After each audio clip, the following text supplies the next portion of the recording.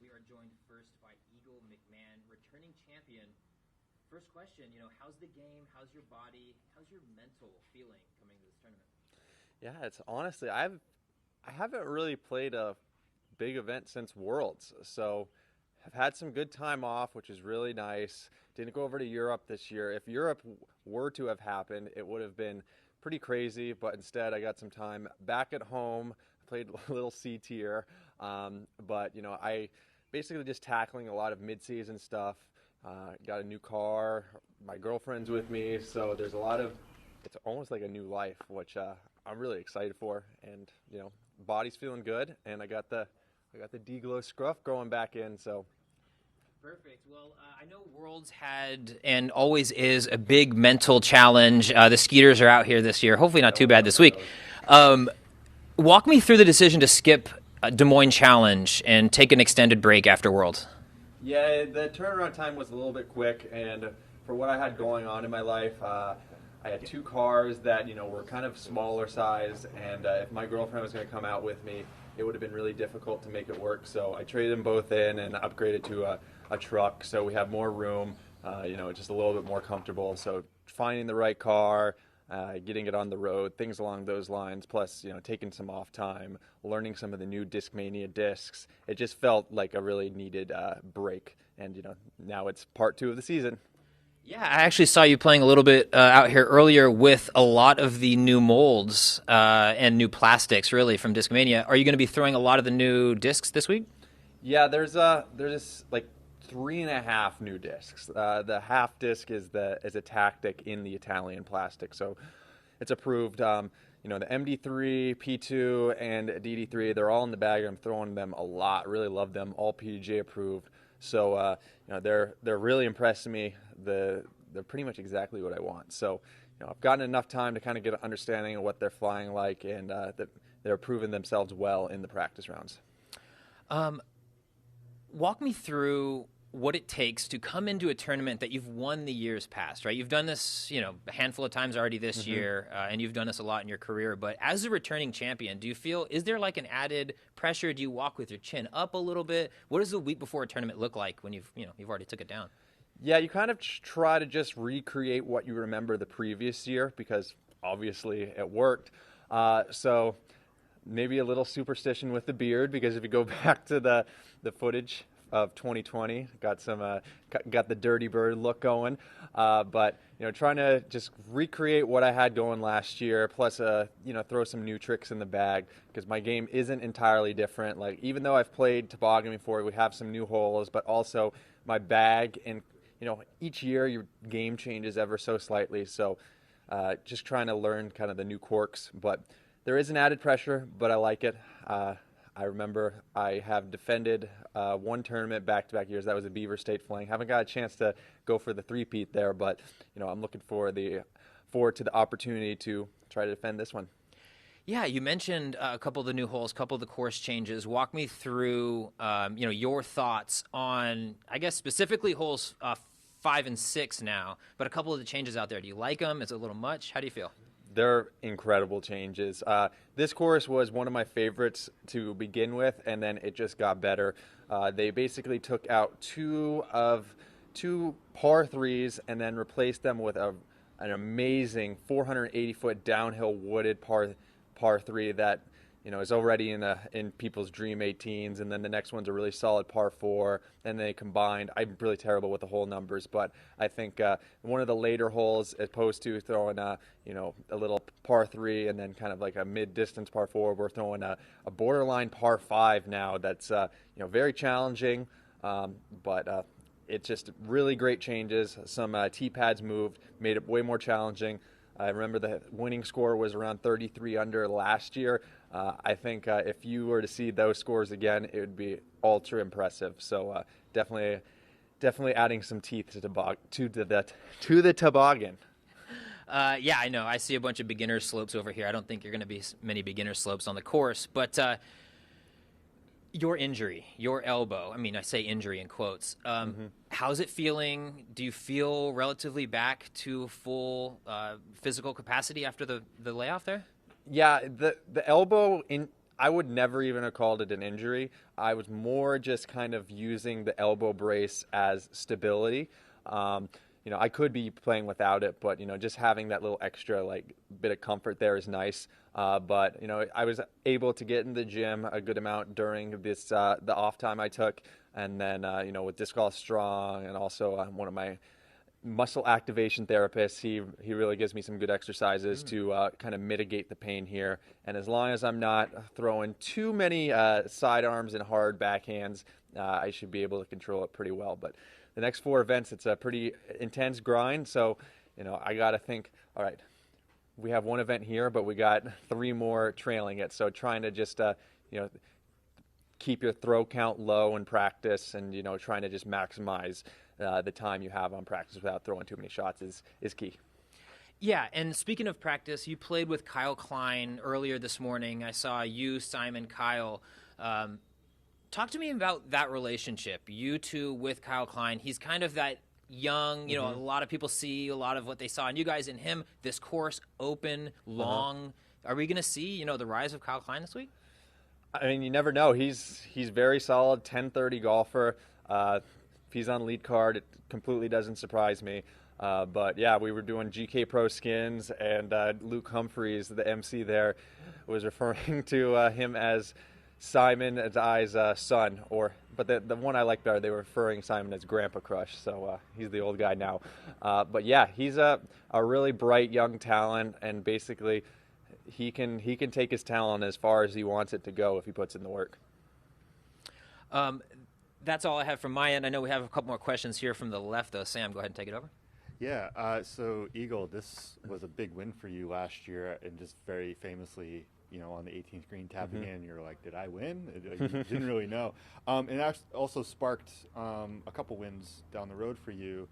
Is that something you're looking to do again, just trying to get your season restarted again at this course? And how do you plan to kind of attack this course and kind of move forward? Yeah, I've been here since Monday, so I've been able to develop a pretty good game plan. And, the shots are feeling pretty good as long as I keep myself in the fairway and have the opportunity to throw my second shot near the basket. Putting will be key. As long as I'm hitting most of my putts inside the circle, I think I'll score pretty well. I think the weather's looking a little suspect going into the next 2 days, maybe some rain. So, might have to focus a little bit more there. But, if I find myself in a groove, just me playing my game, I like the chances of me being near the top. So definitely would love to repeat, but I'm just going to try to play one hole at a time, get the season restarted, and having a pretty good year right now, so hopefully I can just roll with some of that momentum that I've already found. Yeah, I mean, so when you look back, was this a tournament that you saw as kind of like a little springboard for you the rest of the year? Were you able to find some confidence here? Oh, absolutely. This course is probably my favorite kind of golf. It's a lot of open bomber shots, but you still have to shape lines. You can't find yourself off the fairway. This is kind of very reminiscent to me of a Milo McIver over in Oregon, just with a bunch more elevation. So this course is amazing, and if you play well on it, it definitely boosts some confidence going into the more open courses, but also the more wooded courses later in the year. Great, Eagle. Thank you so much. Thanks, guys. All right. Check it out.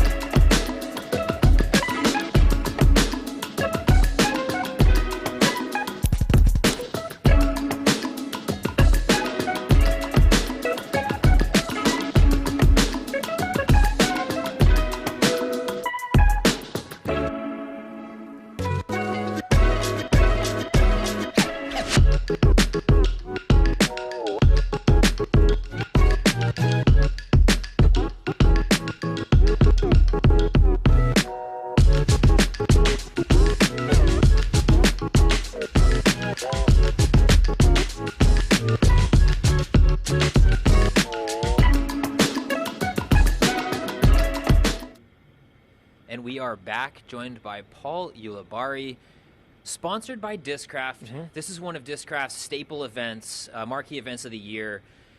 How does it feel, playing in the home turf, if you will, for Discraft? Oh, it's huge. The support here is obviously, for at least Discraft players, second to none. And, the work that they put in here and the track that they've provided for us, along with, the factory being right down the street and everything, it's great.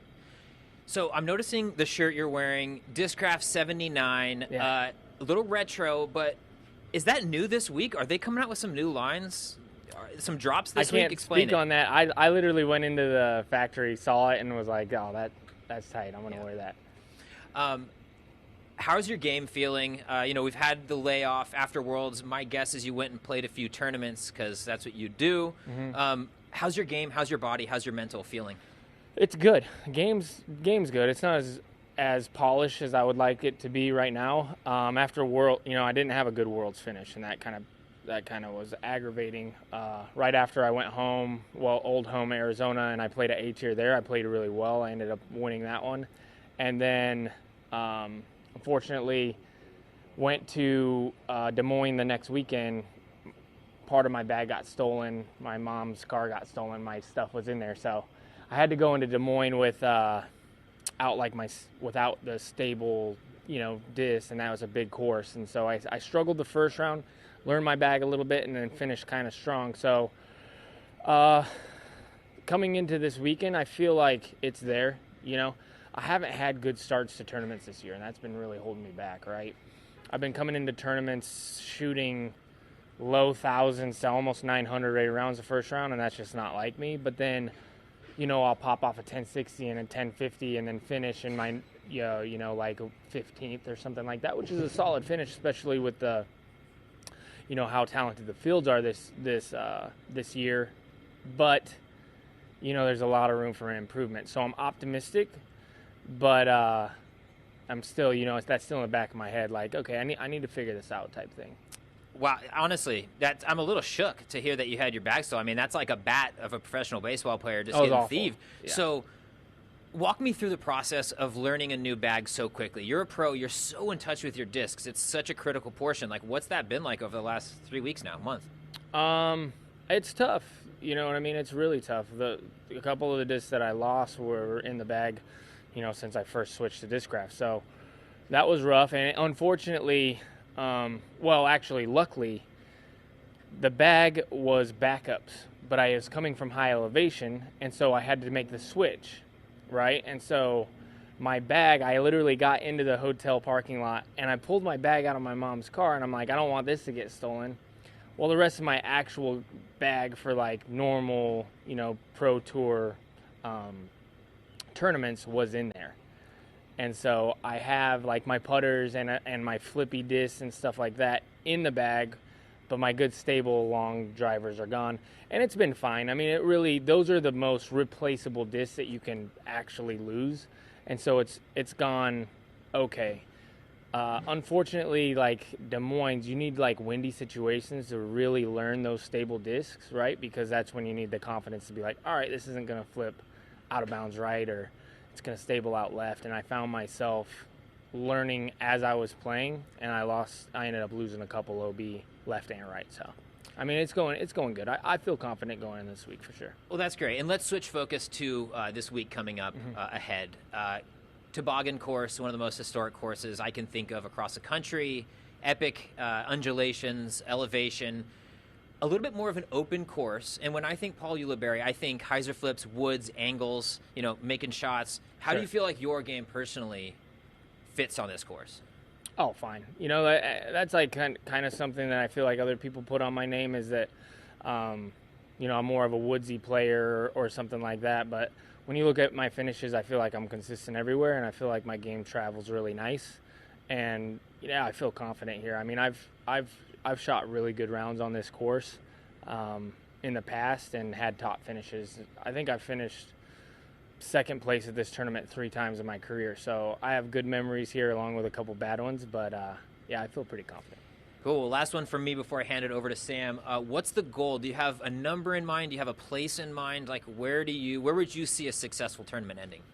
Oh, just if I play good. Like I said, I'm looking for consistency kind of going down the stretch. I always have, similar years if you look back in the duration of my career where I really finish strong at the end of the year. Just so happens that that's in the woods. But, I'm just building, and I think a lot of it has to do with the grind of the whole season and polishing your game and getting ready for, that in-season stretch, which is the most important, really. And I've been lucky enough to be able to finish strong at the end of the year. You have the USDGC Pro Tour Championships, Vibram, Smugs, but at the same time, that's when you're looking for those points to finish strong. And so, I think maybe the extra pressure is also what makes me finish good, but yeah. Yeah, play well, finish well. Yeah. Exactly. All right, that's all I've got. I'm going to pass over to Sam now for the DGN. Thanks, Kev. Hey, Paul. So you are the Discraft team captain, if people didn't know that at home. First, kind of just tell us what that's like for you, like how that works and what kind of responsibilities that entails for you. Yeah, so that's just, being a leader for your team. And whatever that is, for the uppers at Discraft, what they need from me. I work really close with Bob Julio, who is the team manager. And so we chat a lot about the team and what we need to do better. Which luckily I haven't had to do this in a long time. If there's a problem with a team member, then I'm the person to call them. Or, I'm also somebody to where if they're struggling, I call them, give them a little pep talk or something like that. And somebody that, I've been around for so long, somebody that a teammate can call me if they have a problem or look to me for advice or something like that. So as a team captain, you must have your eyes out looking around and everywhere. Is there anyone on Team Discraft that maybe hasn't quite made a splash but we should be looking for? Or is there anyone that maybe isn't grabbed up and you have your eyes on? That our team is so talented right now. It's crazy. A couple weeks ago we had Dan Schlitter, win the Silver Series, and that's a name that I guarantee not a lot of people have heard of. And that's just one of I feel like many talented players who are ready to make that jump. So no, I can't pull out a specific name just because I feel like, it could be anybody at any given time. Great. Paul, thanks for your time. Appreciate it. Check it out.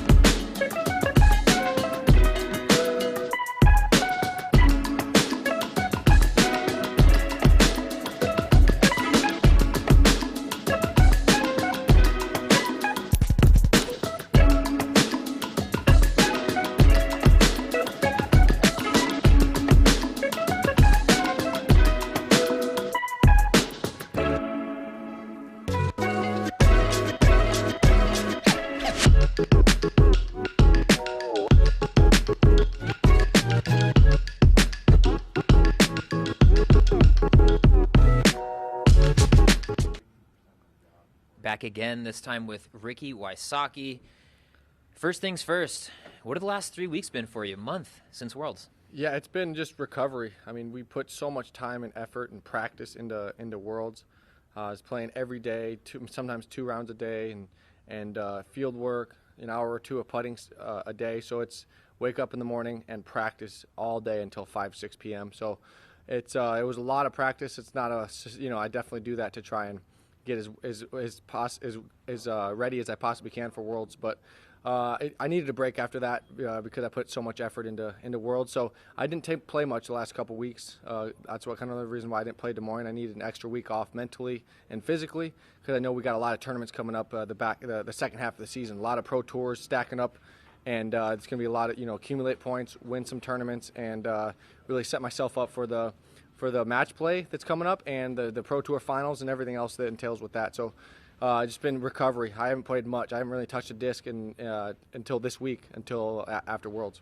Yeah, was that a planned thing to skip Des Moines? Because I know originally your name was on the registered list. Was that a late scratch? You kind of weren't feeling it? Walk me through that.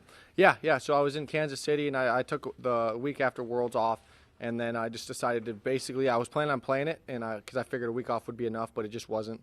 And so I ended up taking another week off, and I was glad I did. I feel like I don't want to push myself too much and burn myself out in the middle of the season. And so it was kind of my way of recovering the mind. I mean, mentally, the World's hangover is real. I'm sure, James, I don't think he played very well at the Minnesota Majestic. And it's like, for me, being in his spot, I've done that before, and I see totally why. It's hard to wake up after the World Championships and play a tournament. And so, yeah, for us players, we got to just balance out the tournaments we can play and we want to play, and we got to maintain good health, and however we can do that, that's the number one thing. Yeah, and it really does feel like this is kind of the kickoff to the second half of the season, or at least, an emotional building towards the second half of the season. What are you going to do this week? Are you doing anything different to kind of get off on that right foot this event? Yeah, I mean, I think that the time off will allow me to come back with fire. I mean, when you play tournament after tournament after tournament, sometimes by that fourth or fifth week in a row, it kind of feels like you're just going through the motions. But as soon as you take a couple weeks off, you start building up that fire again. You realize, hey, this is why I play disc golf. I have this burning passion. I want to go out there and play well. And so I'm feeling that, and that's a good feeling to feel that and really want to come out here and play well all week. And so, yeah, going to be doing a lot of ice baths, a lot of bombs out here at the Toboggan. So we threw a lot of practice shots, and I'm going to go home and do an ice bath. Did a session with Seth, Disc Golf Strong. I know a lot of the players are utilizing him. He's hired out by the Pro Tour, and we're super thankful to have him on tour with us. And it's definitely a tool for us to maintain good health and get strong, and hopefully avoid injury. That's what, as an athlete and a top player, that our number one priority is to stay healthy, because that allows us to do what we do best.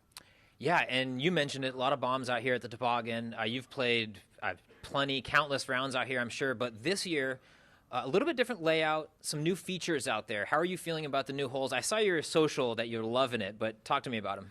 Yeah, it's great. The holes that changed were amazing. I think that they extended some of the holes, like hole 15s, and now a really hard par 4. It's almost like what we call a par 4.5. A par almost feels like a birdie sometimes on that hole. Depending, obviously, you can 3 it, and you will see some 3s this week. But as a whole, playing it for 3 rounds, if you get 2 4s and maybe a 3 on that hole, you're looking solid as compared to the field. So the holes like that, and then obviously hole 5, everyone's talking about that hole. 5 and 6 are great holes. 6 is 5. I think I heard Eagle talking about it.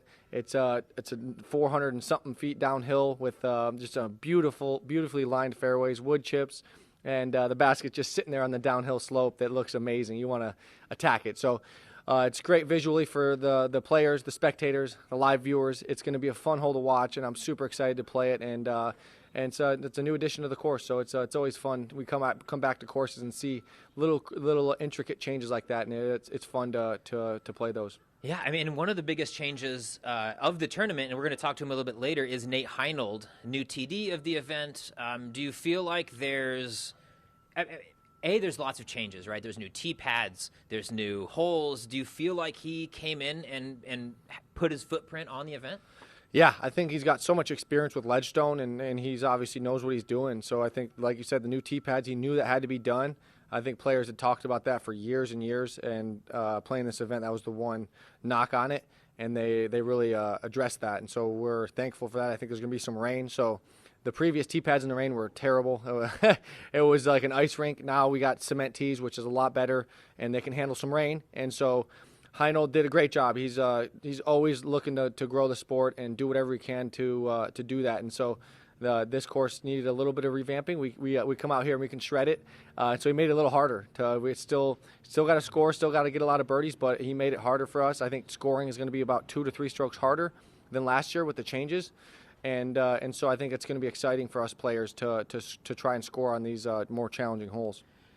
You mentioned it. Going to have some rainstorms, or at least projected to have some rainstorms this week. Does that change your practice routine? Do you do anything different? Do you putt with putters out of a bucket of water? How does it change your prep? Yeah, no, I think that for me it's just having someone on the bag. I think that caddies help me a lot when it's raining because they can help you dry off disc while you're walking and kind of knock out two birds with one stone, caddy and dry your discs off. So having dry towels and making sure my putters are dry, that's my keys. I try to speed up my routine a little bit so that way I'm not sitting there lining up a shot in the rain and getting my disc soaked. And so I try to get my grip under the umbrella, using maybe a birdie bag or something, and then just go out and throw. And, we played enough rounds where we know where we're throwing. So routine's not as important in the rain as it is as a nice, comfortable grip. Sure. We've got 4 events in the next 4 weeks. Wouldn't be shocked if there's some rain, inclement weather at a few of them. How do you stay focused for all 4 in a row? This is the first one, so maybe it's not a great question right now. But mentally, how do you prepare yourself for a month straight? It's a tough one, and boils back to why I took the week off in Des Moines, is because I want to dedicate and focus on these 4 events. But I'm I haven't played a lot, so I'm still kind of a little bit rusty in my game, as much as I wouldn't like to say that. But it's I'm still trying. The first one or 2 rounds I'm going to be getting back to the tournament groove, and I'll be throwing the shots, and I can manage the courses. But it's gonna be a little bit getting my game back to where I want it to be. The first maybe 1 or 2 rounds here, and then off to the races, Preserve and Ledgestone and Idlewild. Sure. You are Innova's maybe arguably their premier player on the team, one of the top star team members. This is Discraft's one of their staple events. Do you feel any extra juice to go out and take this one down, knowing that it's one of the, the other manufacturers' pride and joys? Yeah, I think it actually is a little bit more fun. I think it totally adds that little bit of rivalry. You're like, you always want to piss in their pool kind of thing, I guess you could say. So it's something to where I think that no matter if you're whoever sponsors the tournament, the rival players definitely want to play well, and kind of it gets you a little more fired up, I think, just to say, hey, I want to win this tournament even though Discraft sponsored it. Awesome. Well, hey, that's all we've got for you today, Ricky. I appreciate your time. Again, that's all we have for Mr. Ricky Wysocki. Thank you. Check it out.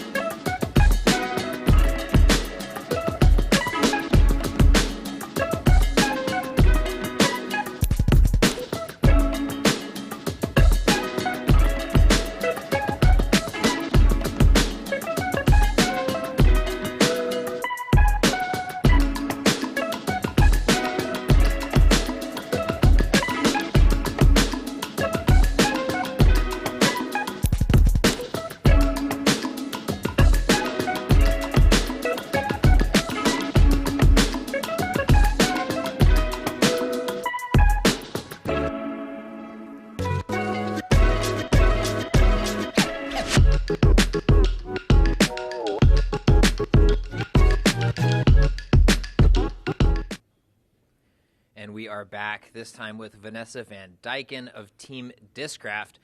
First things first, how are you feeling? Really good. The weather's really nice for now, so it's nice to have that final practice round in perfect conditions. And then tomorrow and the next day I saw there's some spotty chances for rain, so hopefully it's not too bad. It looks like all the time it's getting a little bit less. So. Yeah, and it is perfect right now. Gray outside. Yeah. If it's wet this weekend, does that change how you approach the tournament? Does it change maybe how you've been practicing your lead up to the tournament at all? Actually, yeah, the rain does change while I'm in the event, so I will take less time warming up before my round because it's just so the thing is with rain, once all the oils leave your fingers, the grip gets really bad. So I don't want to waste any of that. So I usually will just do some like disc golf strong or throw into a net to kind of keep more dry and then save all of that like nice feel for the tournament round. So it is a lot different. Sure. And then also when I'm throwing my shots, I take a lot less time. Just like I don't do my pre-shot routine in the same way. I keep my disc underneath my shirt to keep it dry, and then you just kind of walk up and go. It's like whoever stays the driest wins, pretty much. Totally. Well, that's the goal then, stay the driest. Walk me through maybe the last 3 weeks or a month since Worlds. Some people have taken pretty much the entire time off and just recovered. Others have just grinded through those last 4 weekends. What's it been like for you? We've been grinding. We played Des Moines in Iowa. That was interesting, especially with the weather. That was wild. There was like a tornado and thunder and lightning and everything. And then last weekend I actually played CCR Open here local in Michigan. So that was really nice to play some tournaments near home. And then this weekend is obviously Pdga, so we've been pretty busy. But we're actually going to skip the Preserve next weekend to just kind of give everything a rest and then jump right back into it with Ledgestone. Okay. So you are on Team Discraft. Yes. This is Discraft's maybe their premiere. It's like kind of in their backyard premiere event. Absolutely. What does it feel like to be on the team of the hosting company? You know, is there added pressure? Is it like nice because there's so much support staff? How does that feel? It's actually, it's interesting that you ask that because it is a totally different feel. It's definitely, I mean, to other players, it might not be that important of a tournament, but to me, since it's one of Discraft's main events, it's one of the most important events to me. And I think that's probably why I don't do as well here, because I just have so much pressure and it means so much to me that it ups my anxiety and other things that aren't good for the round. Well, I mean, the obvious question is, what is different this year? How are we going to overcome the maybe strange juju that's been at this tournament and see Vanessa Van Dyken, out there on lead card, taking it down maybe? So this week I've really been focusing on what are the root causes of all of those things, and I've found out that it's my attachment to wanting to perform well and wanting to succeed and win and everything. And I've come to the conclusion that I just kind of had to let go of those attachments and not be wanting to win, but not also being afraid to lose. Just kind of let all of those things kind of melt away and just focus on my shot and the execution and stay in the moment type things, and just see how it unfolds, I suppose. Sure. We've talked to, I believe, 3 MPO players now, just ahead of you. I wanted your perspective on the FPO layout. We've seen some course changes out here, across the board, just with some new holes and that sort of stuff. But how does the FPO layout play for you, especially relative to years past? Well, I think the FPO layout is rather long. So for a player like me, where I'm throwing like 360 or under, it's quite challenging. I think in order to have a really a birdie opportunity on most of the holes, you'd have to throw 400 or over. So I think that's where the big separation is here. And also with the elevation, even though a hole might say like 350 or something, it's throwing like over 400. So that's probably the most challenging. So do you have a specific game plan? Is there a lot of put yourself in position and then chip up for par and kind of strike where it is? What is or do you have a specific game plan out here? Yeah, so I think what tends to happen is if you're playing with a player like Paige or Kat who throws really far, sometimes when you're watching them attack holes, it kind of makes you want to change your game plan and also be aggressive, but I think I just really need to stay disciplined and focus on what my abilities are and play within that, and I think that's where I'll find the most consistency. Are there any holes that jump out to you, just kind of thinking back on the course, either maybe big separator holes, extremely important, or maybe holes that are like a tough birdie that maybe the champion will end up birdieing? Are there any holes that jump out to you in that regard?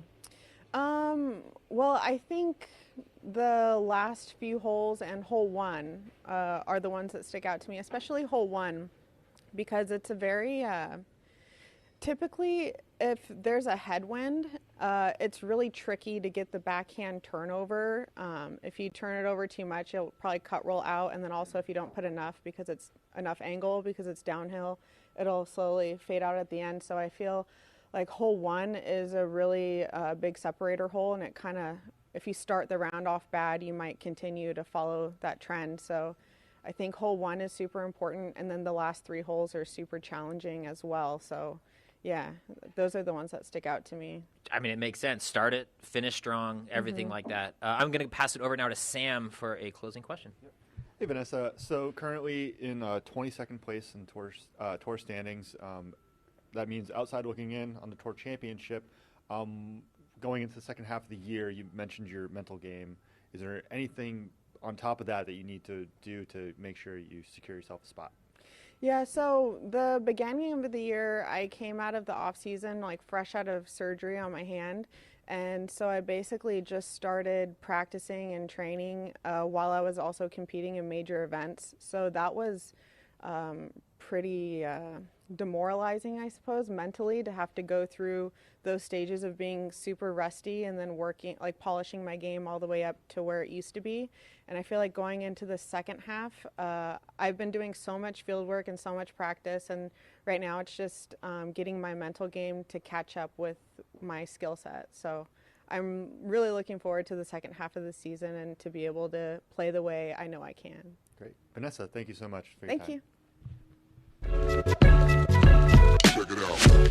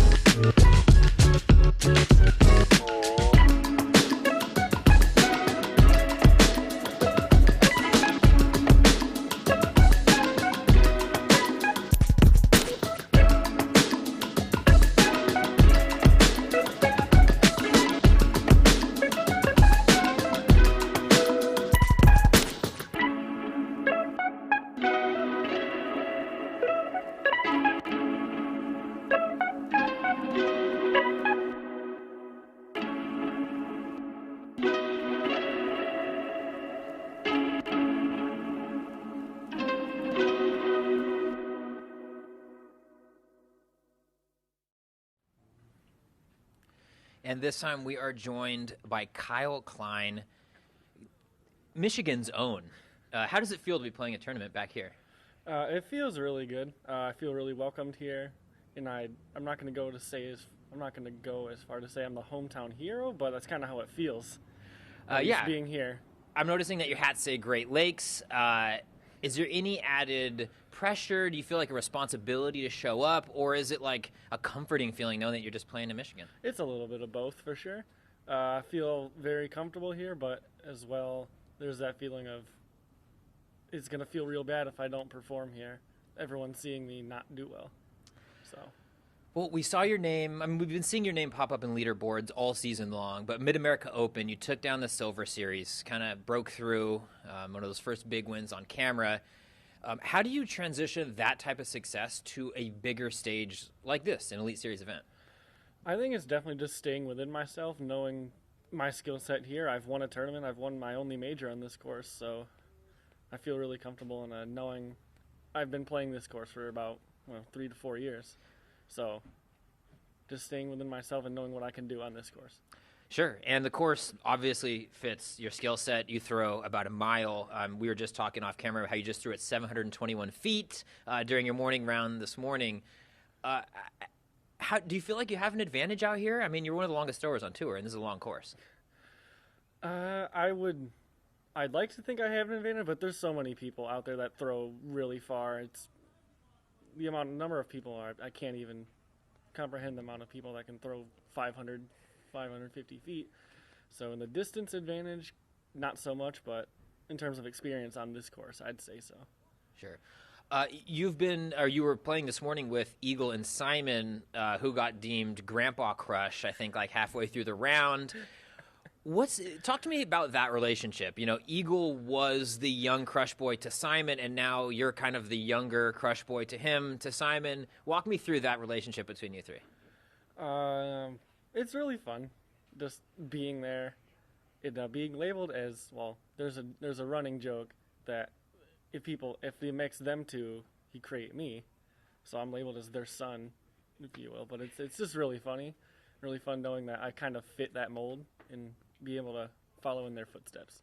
Sure, yeah. Well, not too bad of footsteps to follow in. Where is your... Do you have anything special on the bag this week? Where are you from in Michigan, and is it close to here? Grand Rapids is where I'm from. Wyoming is a suburb of there, which I'm from. It's hour 45, 2 hours west. Okay, and is anyone from the hometown, anything like that, going to come up and hold the bag? Yeah, actually, one of my bosses at the disc shop I work at is going to caddy from round one.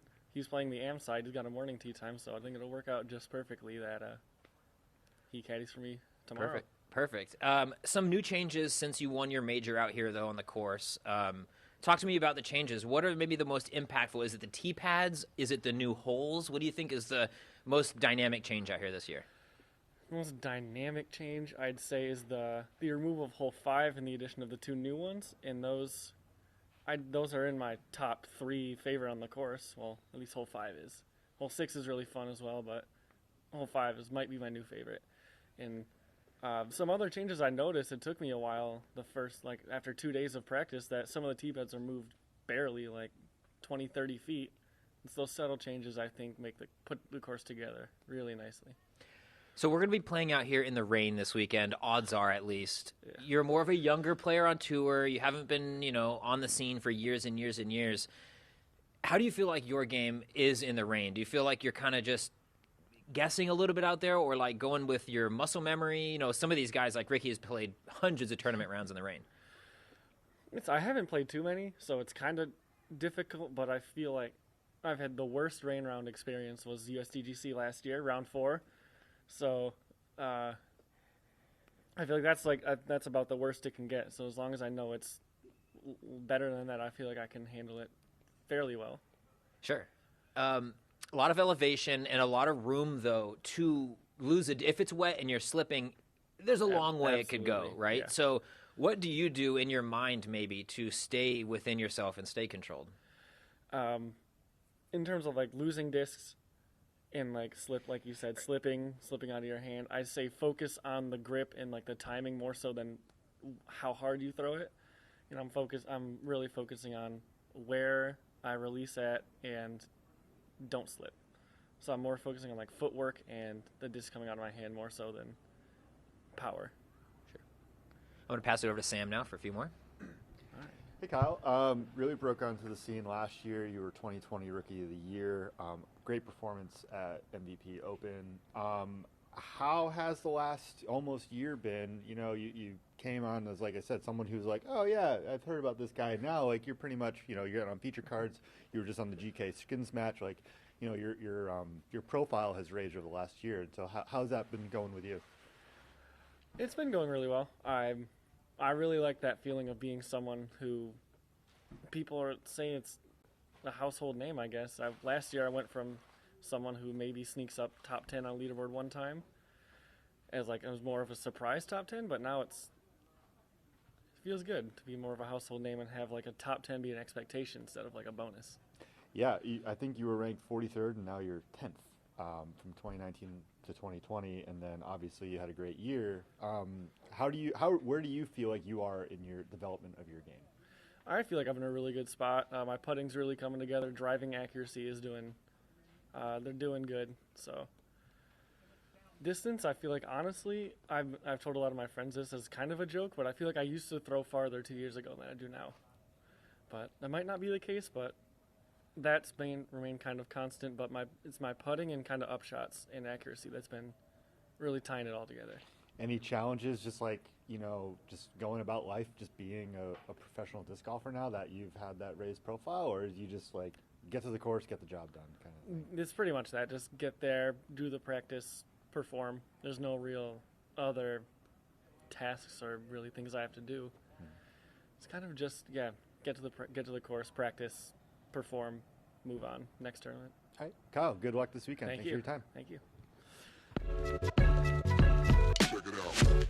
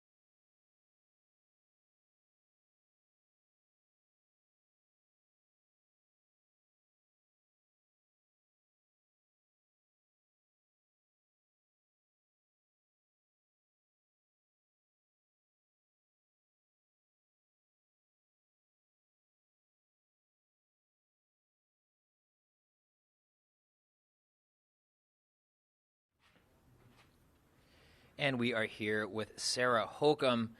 Sarah, first question, how you feeling? I feel really good. I really enjoy playing this course, and I've got some practice rounds in under my belt, and it's a lot of fun out here.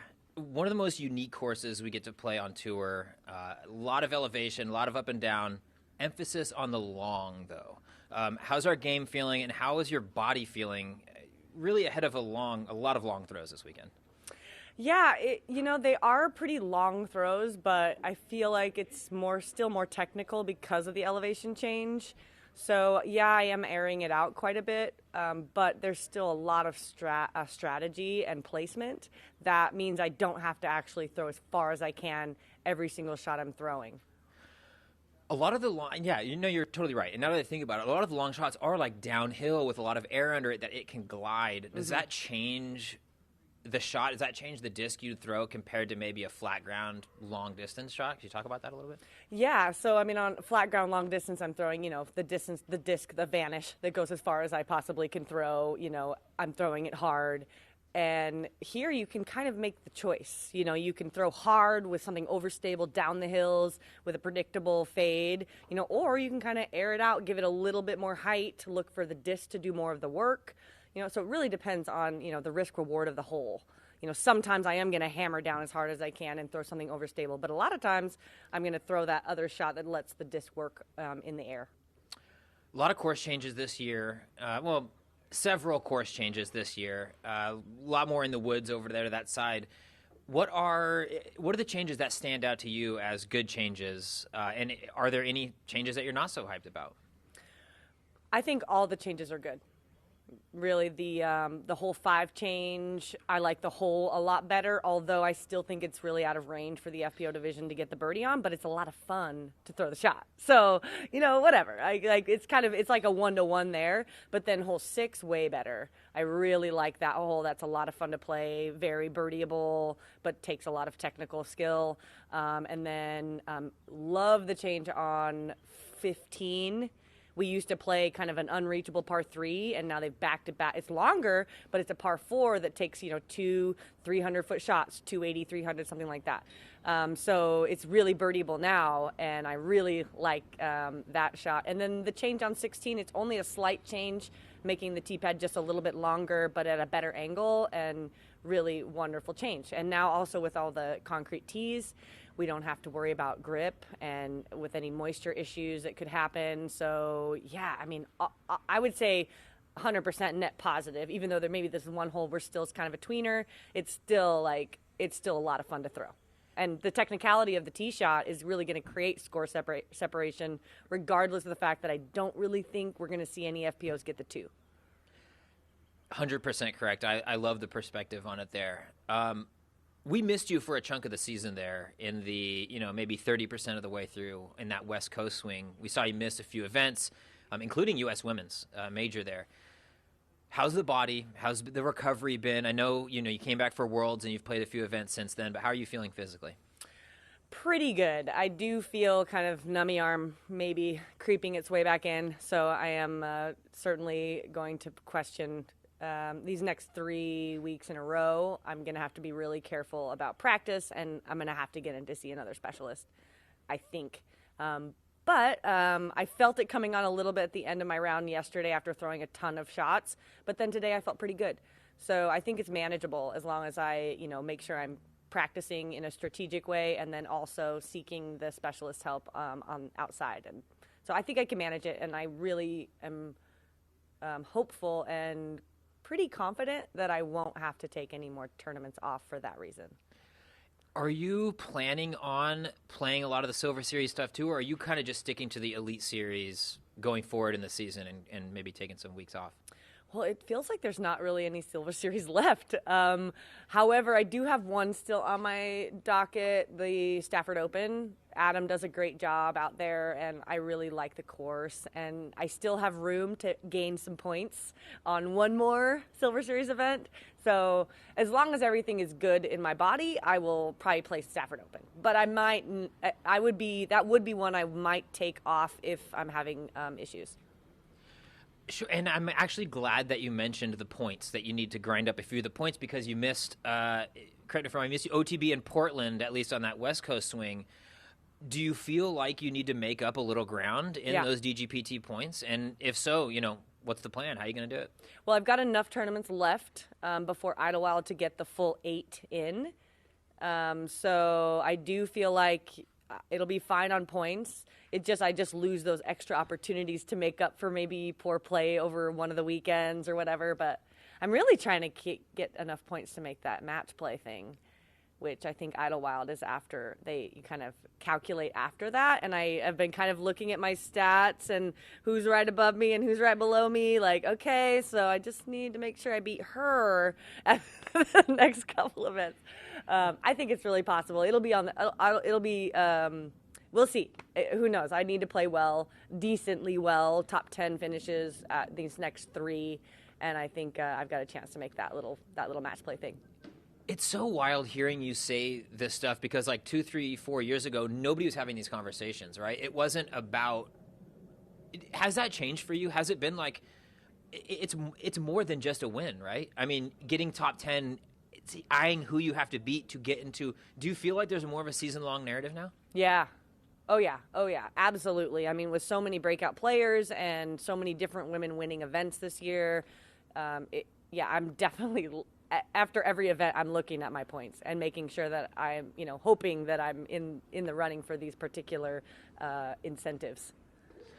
MVP just had its first world champion, James Conrad, over in Utah. This is Discraft's one of their premier events, right? It's one of the few they have their name directly attached to.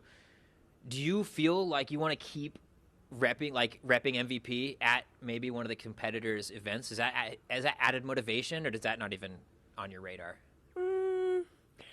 It doesn't really matter to me that much. I respect all the different companies for what they're doing and bringing to the table, and they do a great job.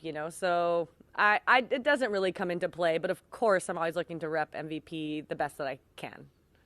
Alrighty, well that's about all we have for you for this interview. Again, that's been Sarah Holcomb. Thank you so much. Thank you. Check it out.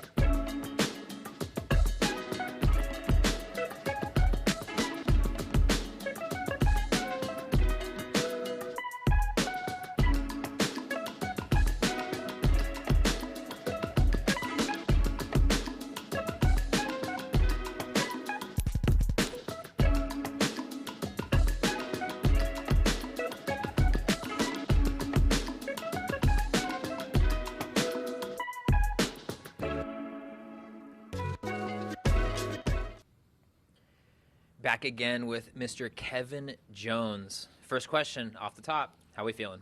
Great. Thanks for asking. Feeling good. Game's feeling great. I've been playing pretty well recently, so I'm excited for this week. Yeah, and, we are right in the middle of that mid-season grind. Worlds, obviously, a big mental and physical battle throughout the whole thing. A couple of slow weeks. Walk me through your last 3 weeks or a month. Well, I've been playing a tournament every weekend until this last weekend. So immediately after Worlds, I headed straight to Minnesota and played the Minnesota Majestic, and then right after that to Des Moines. So playing pretty important tournaments right after another, and right after an extremely important tournament as well. So pretty tired, but at the same time, a lot of us are peaking as players right now.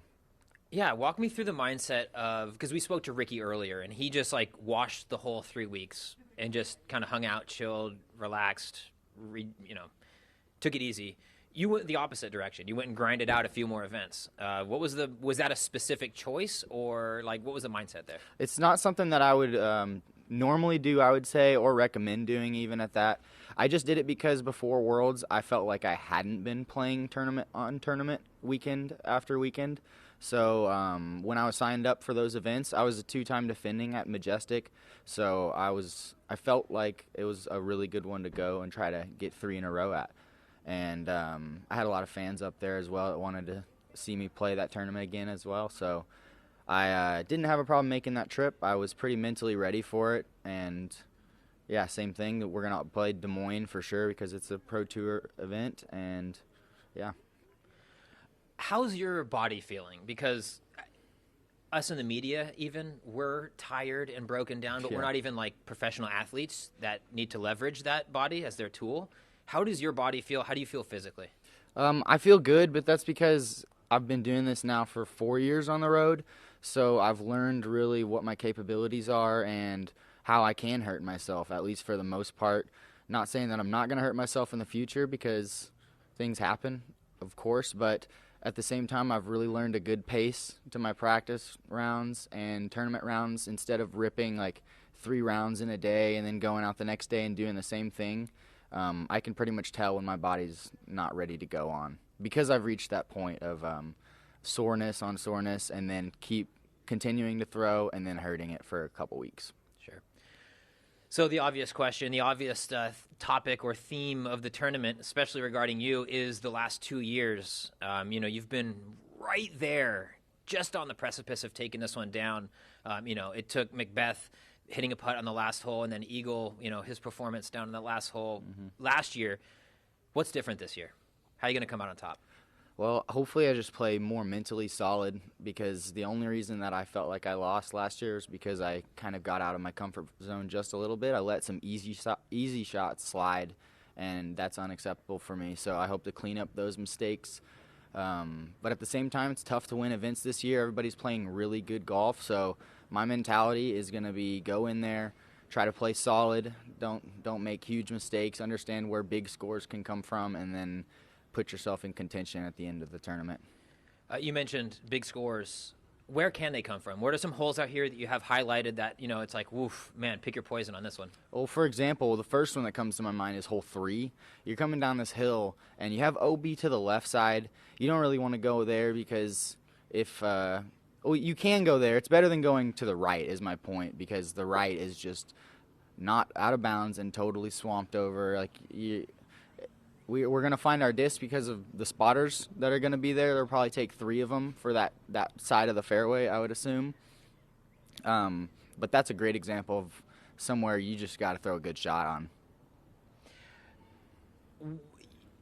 You've been right in the mix, and this tournament, in my mind, is like, I think Kevin Jones when I think this tournament, just because of the performances we've seen, year after year from you. This course, though, this year, a little bit different. Talk about the changes and maybe how you're feeling about them going into the tournament. Well, this course was already long. Every hole was tough to get birdie. You had to bomb it off the tee in order to have a good look at birdie. And the few holes that were on the shorter side, they have now made extremely long. And for me, that only benefits me. I've got all the distance that you could ask for a player. But the changes are phenomenal changes, in my opinion, as far as challenging the top level of our sport to execute shots. So I'm not sure the first hole number, but that obvious tunnel down the fairways at hole 5. Hole 5 is one of the best holes we've ever seen in disc golf, without question. It's just gorgeous. It's pretty achievable for a lot of players playing at like 420 feet downhill. Such a technical shot. So that's a great change. And then we've also got an insanely hard par 4 coming down the stretch. Pretty much the whole finishing stretch has actually been made more challenging. And we're going to see some cool play, I think, coming down to the end of the tournament because of those changes. No question. Sam's right here to my left. He's going to have a couple questions now for you. Hey, Kev. So I remember last year doing some of these press conferences at different events. We would ask about tour standings and stuff. And a lot of times people were like, oh, yeah, I'll worry about that later. It seems to have changed. And obviously you're our defending champion. Has the tour standings become more relevant throughout the year for you? I think immediately with the payout that happened last year, players all over are now taking the tour extremely serious. Not like they weren't before, but it's definitely on another level this year with players worrying about their position coming into that tour finale. How important is it for you? You're in 7th right now in tour points. Is that like a little bit of a weight off your shoulders? You have some wiggle room there too. You know, you can have some off weeks if it happens and you still feel pretty good. Is that having a high standing, especially in the middle of the year? Does that make you feel a little bit different, or like less stress or anything like that? Yeah, a little bit of weight off the shoulders, like you were saying. Just seeing your name up there, but not satisfied. I'd like to see myself in the top 5 by the end of the year. But at the same time, top 8 is a huge advantage on the field. And then just real quick, last week we had a great event, the Celebrity Pro-Am. You were a part of it. Did you have a good time? And kind of tell, how was that for you, that event? Oh, it was an amazing experience getting to play with the people that I played with, and getting to meet all of those celebrities as well, masters of their crafts. It was pretty awesome. My partner, Kevin Alejandro, was an incredible human, and he was just a blast to play with. I hadn't heard of the series Lucifer until I played with Kevin, but definitely going to watch it now. I mean, it was the #1 show in the world, so really big honor to have that experience. I felt very lucky to have been invited to play that. I was lucky enough, too, to be able to go and shoot a lot of that. It seemed like, we had a Celebrity Pro-Am. You were the pro, clearly, but they were almost treating you guys like the celebrities. Did you notice that? And how was that? That was kind of interesting when I was watching that. Well, that was exactly what was going on. Ultimately, we were all nervous when we went there, and everybody was kind of looking at the people in front of them as their stars. Everybody that was there. So, yeah, that was definitely the vibe that was out there, and it was really comforting. It was really easy to get along with all these guys for that reason. Great. Kevin Jones, thank you so much. Thanks Thank for you. your time. Check it out.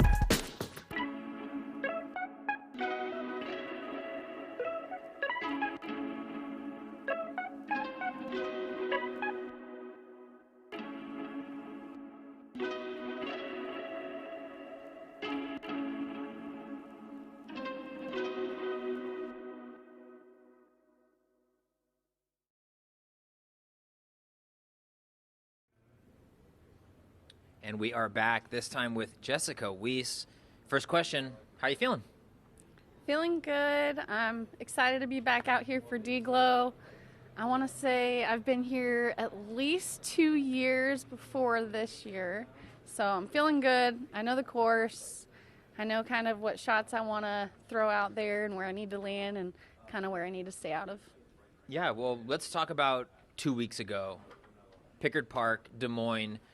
One of the better closing, finishing performances that we saw. You were playing fantastic out there. Talk about that experience and maybe, you know, how your games felt the last 10 days or so. Well, I know that I was playing really good out there. I was feeling good. I know that my sidearm approach game really came in clutch that weekend, and I'm pretty good with that shot. You know, I've been throwing the Cayman lately for my sidearm approaches.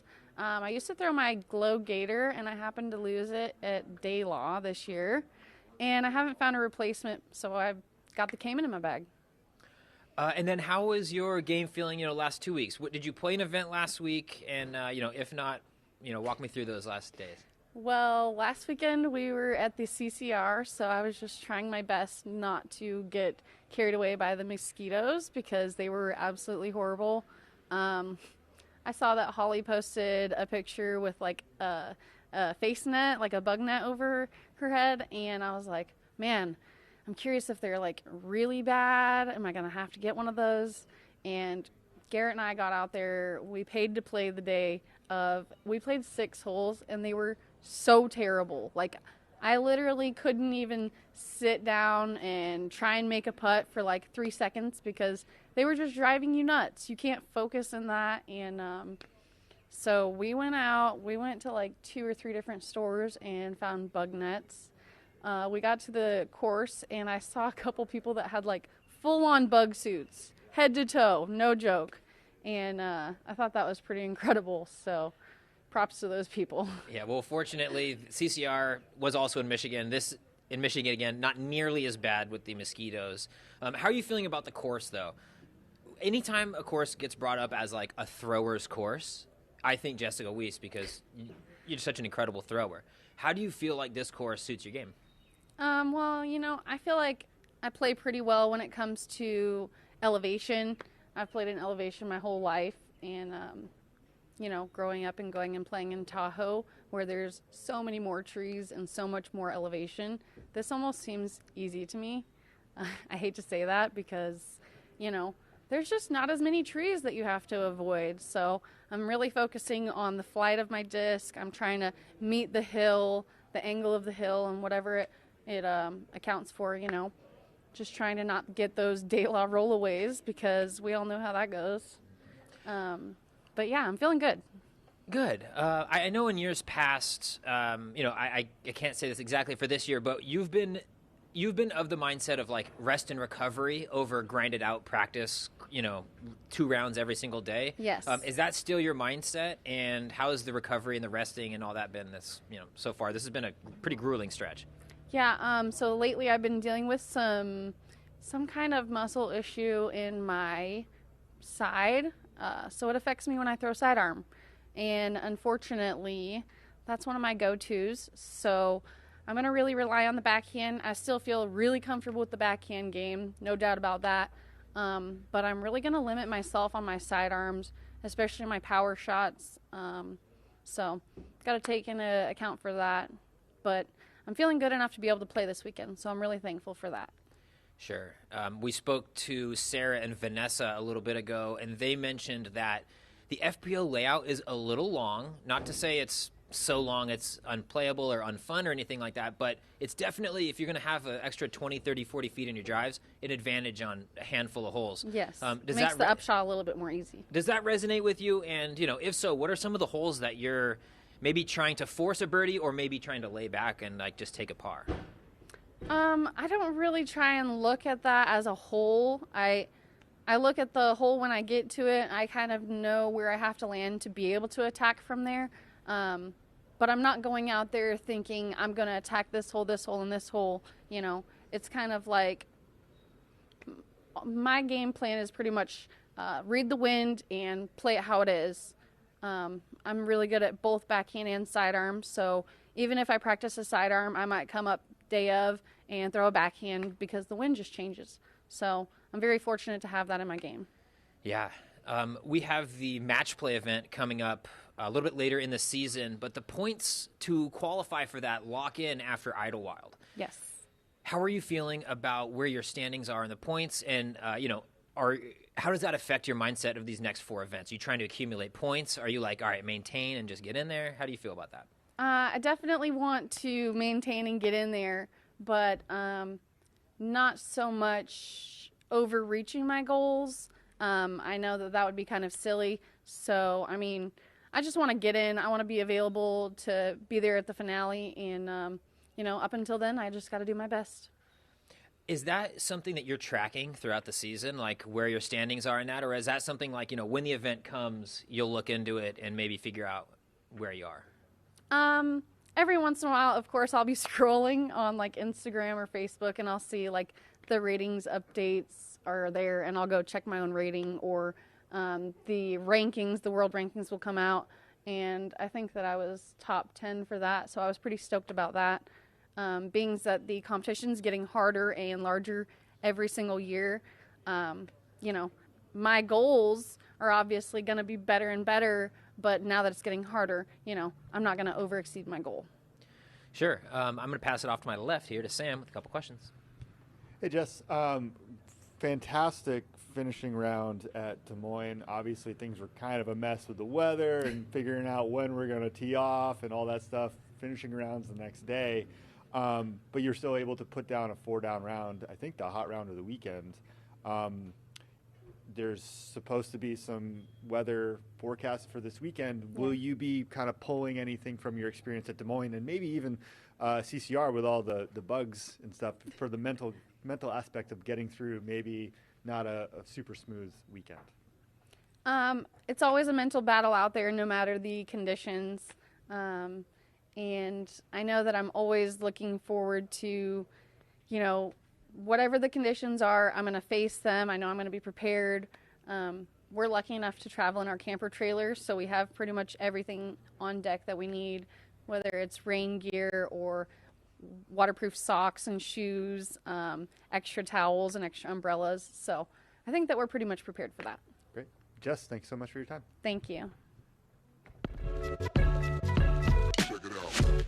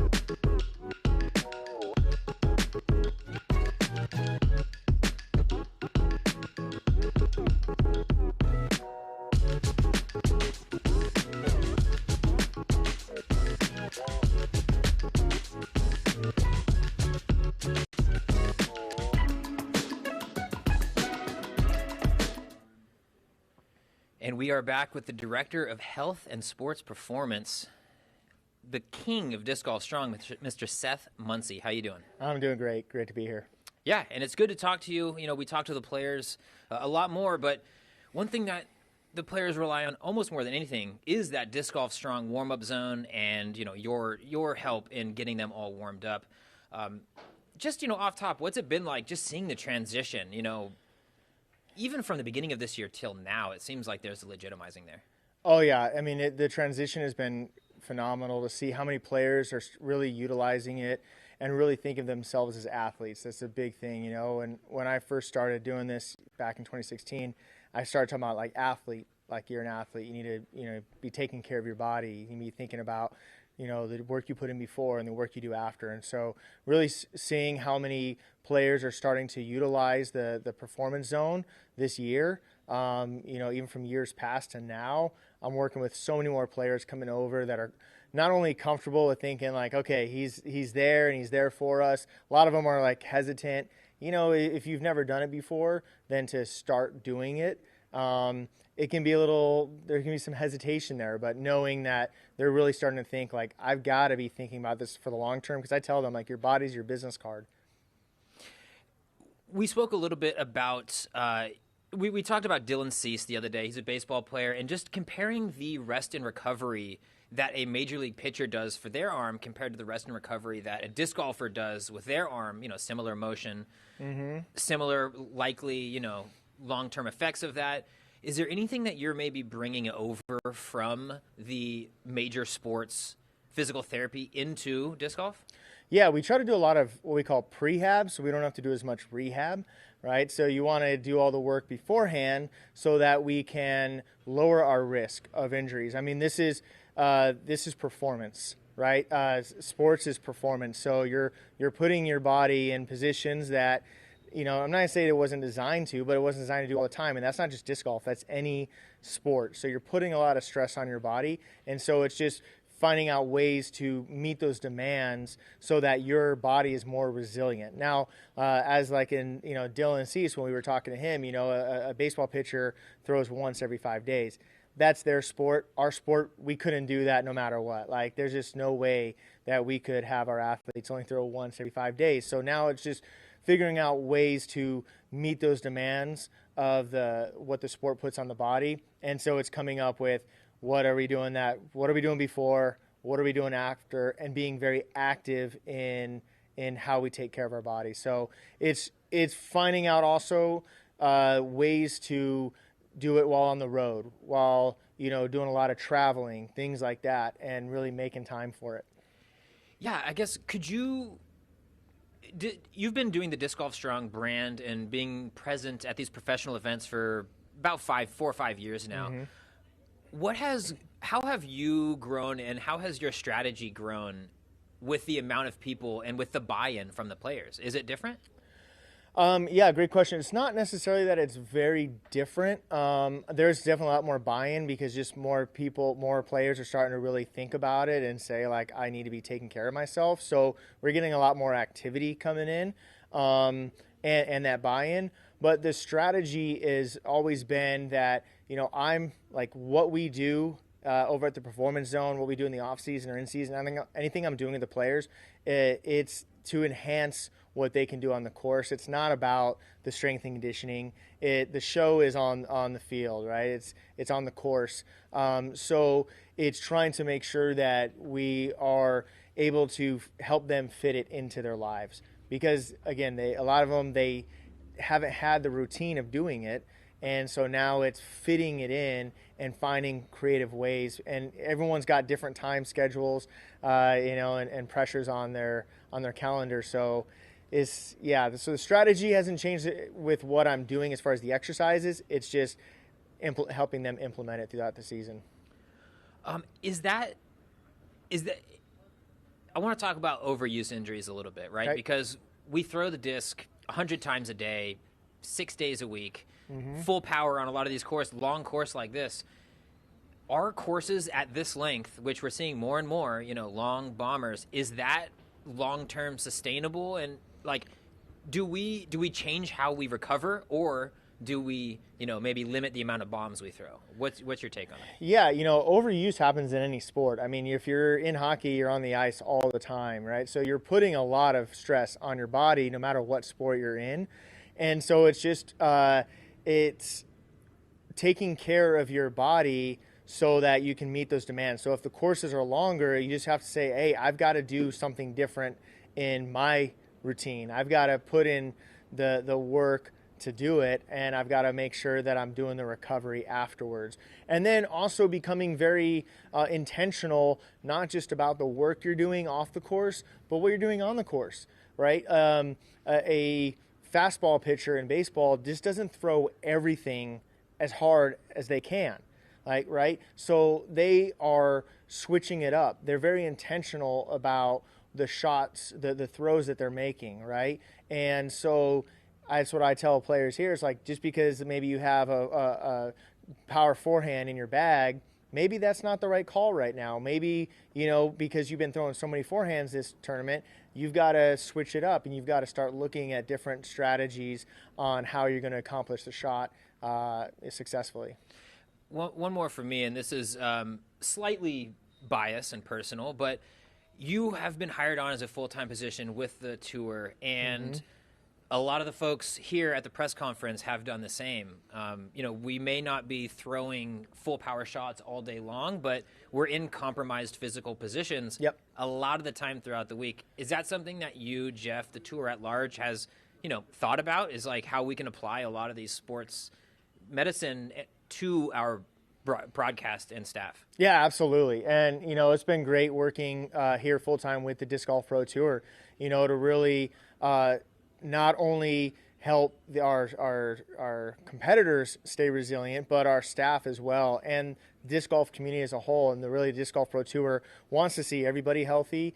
And so that's something that Jeff and I have talked a lot about, is, making sure that everyone is feeling resilient and everyone feels like they can keep going. And that's also our staff. I tell our photographers like you and others, like, you're doing an athletic move, you're getting into positions, you're holding it a long time. Like, it's not just sitting in a chair, which is also not healthy, but we're putting a lot of demands on our body, with what everyone else is doing on the course too. So the performance zone is always open to all of our staff and to our any photographers, anyone else who's joining us for both performance and recovery after the round as well. Because if we can't do our jobs, the camera's not on, people aren't watching disc golf, that's not a good thing, right? So we all just want to make sure that we're all able to keep growing in the direction that we want to, which is positive growth on all levels for the sport and for the athletes. Yeah, all positive things. Thank you so much for your time. Again, that's all we have for Mr. Seth Muncy. Thank you. Appreciate it. Check it out.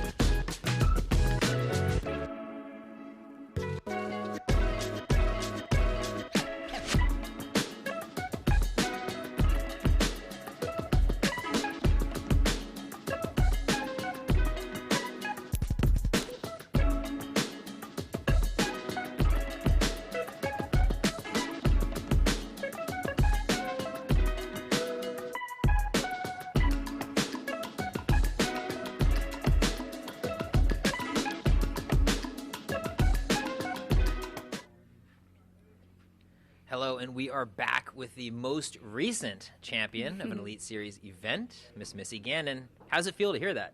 It's great. It's finally set in, but I was just signing some stuff for Discraft, and, just having everybody congratulate me is just, it's really nice to hear.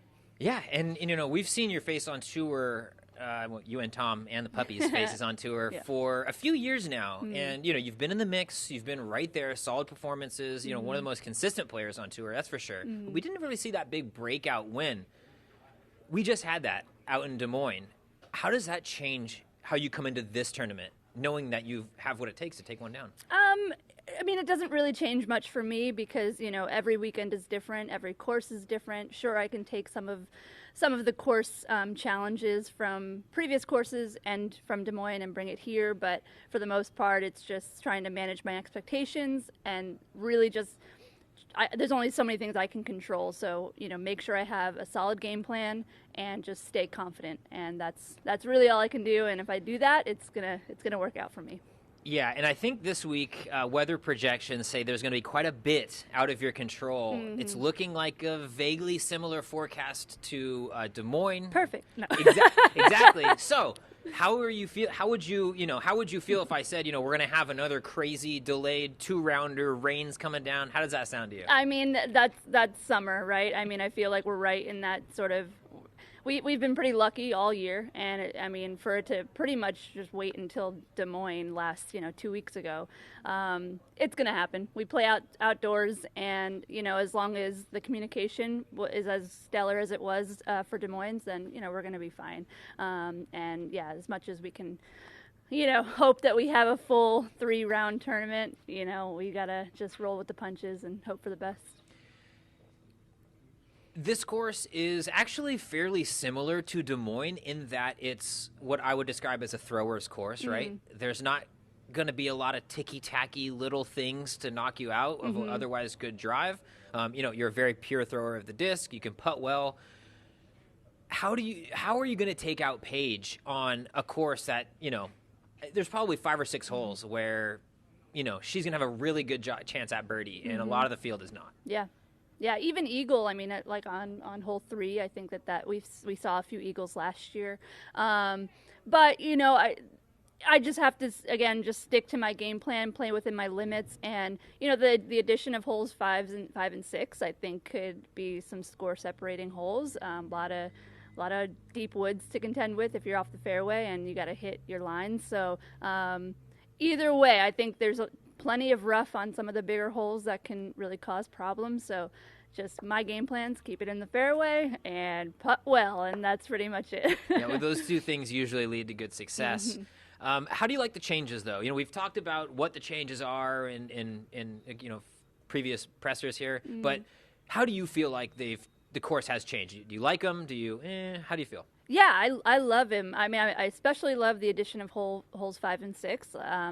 Adding a little bit more woods to this more open course, but I think because of the elevation, the discs tend to do funny things in the air when they have that long to fly. So there's still plenty of opportunities to get in the rough on the more open holes anyway. So but I love holes 5 and 6, and I other than that, I can't really remember too many like big changes, but yeah, I mean, I think that it's score on the holes that are the par 4s and 5s. A couple of them I'm okay with getting par on, and just playing within my limits. And I'm loving the course and had some great practice rounds out here. So for you coming into this event, it's more of the same. Keep within yourself mindset. Just another tournament. But I'm looking on that hat on your head, and there's a logo, and you just mentioned that maybe there's some putters that could have been shown off. Sure. What has changed in the the professional athlete, the brand, sure. Missy Gannon? How has that changed? Honestly, it's kind of a coincidence. My hats were already in production, ready to go from OTB Discs, and so it was just like perfect timing that they were ready after I won, which is nice. And then, I mean, the special putters through Discraft were also in the works. And so it's just perfect timing. So, but I mean, it definitely is helping kind of push my brand. And I kind of just came up with this logo this year. So to be able to start putting them on some merchandise is really nice. And hopefully more people will learn who I am if they don't already know. And a lot of eyes on the sport, a lot of new people coming in. So the more I can get my brand out there, the better. Yeah, so we are about to hit, arguably the most grueling stretch of the season. Worlds is grueling in its own right. 2 straight weeks of focusing on the same 2 courses. Yeah. We're going to have 4 different courses, 5, I guess, technically, with Ledgestone over the next 4 weekends. Mm-hmm. How are you going to stay locked in? It's a different campground every week. Yeah. Totally. I mean, like I was signed up for an event last weekend actually in New York. It was going to be kind of crazy to even try that, but I was trying to, maybe go defend my title, but decided I looked at my schedule and was like, maybe after Des Moines, it's nice to take a little break and kind of enjoy the win. So I did. I took a weekend off last weekend, and yeah, just you gotta just work on your body, make sure it's staying loose, and not trying to do whatever you can to feel a little bit more ready. How do you find the joy in disc golf 3 weeks into a 4 weeks? I mean, the whole season is a grind, right? But like 3 weeks into a very important 4 week stretch, does it start to feel a little bit like a job, or how do you find the joy still? Yeah, I mean, I think having the variety of courses, and also it's always a fun thing to come back to a course that you played last year and kind of see how your plan has changed or what kind of discs you're throwing.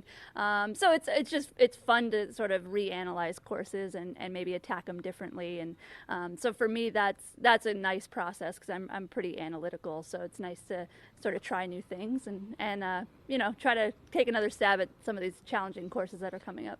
Cool. Well, hey, can't wait to see what new things you try this week. That's all we have for you now. Again, this has been Missy Gannon. Thank you so much. Thank you. Check it out.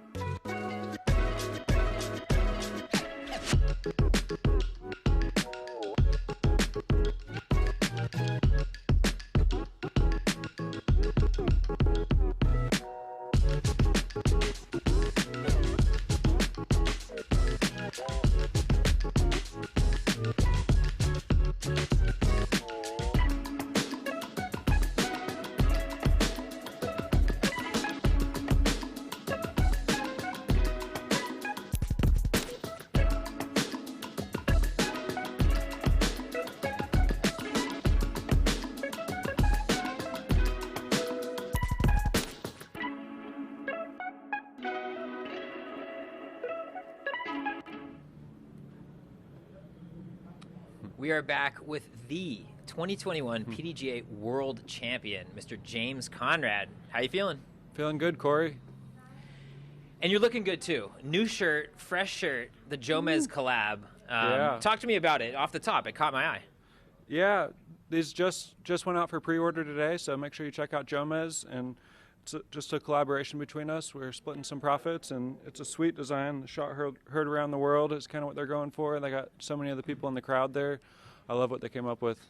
Yeah, it looks great, but not quite as great as your performance at Worlds. Again, congrats. So happy to see it. How has that changed your worldview, just off the top? Off the top, I'd say I've tried not to let it affect my worldview too much. But it's been a wild ride. You know, it's just been so much more attention and those kind of things. And then, yeah, it's really exciting. You know, I think it'll continue to open doors for me and you know, make this like a more viable career for me for the rest of my life. So pretty amazing. 100%. And one thing that we don't often see is someone come from that big of a high and then play a tournament the next week. Talk to me about Minnesota Majestic. You ran all the way up to Minnesota to play an event? Yeah, we were planning to go to Minnesota anyway, and Jordan has a lot of family up there, so plus BRP is just a really fun place. And so before I won, we were planning on going and didn't feel like backing out on those plans. I didn't really practice that week at all. I think I played one league round and went into the tournament without any expectations, just to get out there and keep throwing, and just a good chance to interact with a lot of fans up there and stuff. I felt like it would have been kind of shady almost to be in Minnesota where there's a big tournament going on and not even show up. So it was fun to be out there and play. How's the body feeling? I mean, we've been playing week after week after week, and even maybe the week before Worlds didn't feel like an off week because we were grinding so much. The whole tour was playing courses all time. How does the body feel physically? Physically, I feel good. This is a pretty busy stretch coming up the next 4 weeks, and the conditions aren't always very forgiving in the Midwest this time of the year. It's just like hot and sweaty, and I've just been trying to drink a ton of water and not overdo it with the practice this week. It's quite a hike, let alone the throws out here at Toboggan. So, like I took it easy yesterday. I got in a nice 3 practice rounds there out here, so feeling well prepared for the tournament. And yeah, the body's feeling fresh, feeling good. Perfect. This course changed from years past. It got 2 Conrad holes added. The straight shot in the woods downhill, one of the most picturesque or one of the coolest holes to throw out here. What are maybe some of the highlights of some of the changes for you? Like, what stands out? For me, the biggest and best change, 5 and 6 are pretty awesome new holes, but I was really glad to see some permanent tee pads installed out here. Just having like a flat, consistent surface to tee off of makes the world of difference for me. Not being able to trust my feet is scary on the disc golf course. Like, my throw is very reliant on aggressive footwork and really committing to my shots. And if I'm worried that I might slip or hurt myself, that not only is it scary, but it makes it so much harder to play well. So that to me is a huge change for the better. One thing that, actually, speaking of tee pads, we're going to get a little bit of rain this week. Odds are, at least. The weather, you never know. But talk about how much more significant these pads are, how much nicer it is compared to those old black rubber ones in the rain, in the wind, something like that. I haven't played on these specific ones yet in the rain, so it's hard for me to say 100%. But in general, concrete pads are, pretty much just as good a grip regardless of the conditions. If they get really muddy or something, maybe they'd suffer. But yeah, I think they'll perform great in poor conditions, and I will still be able to trust my footwork and trust that I won't be slipping off the end of the pad or tweaking my back or anything like that, which is one of the scariest things in the sport, especially with questionable tee pads.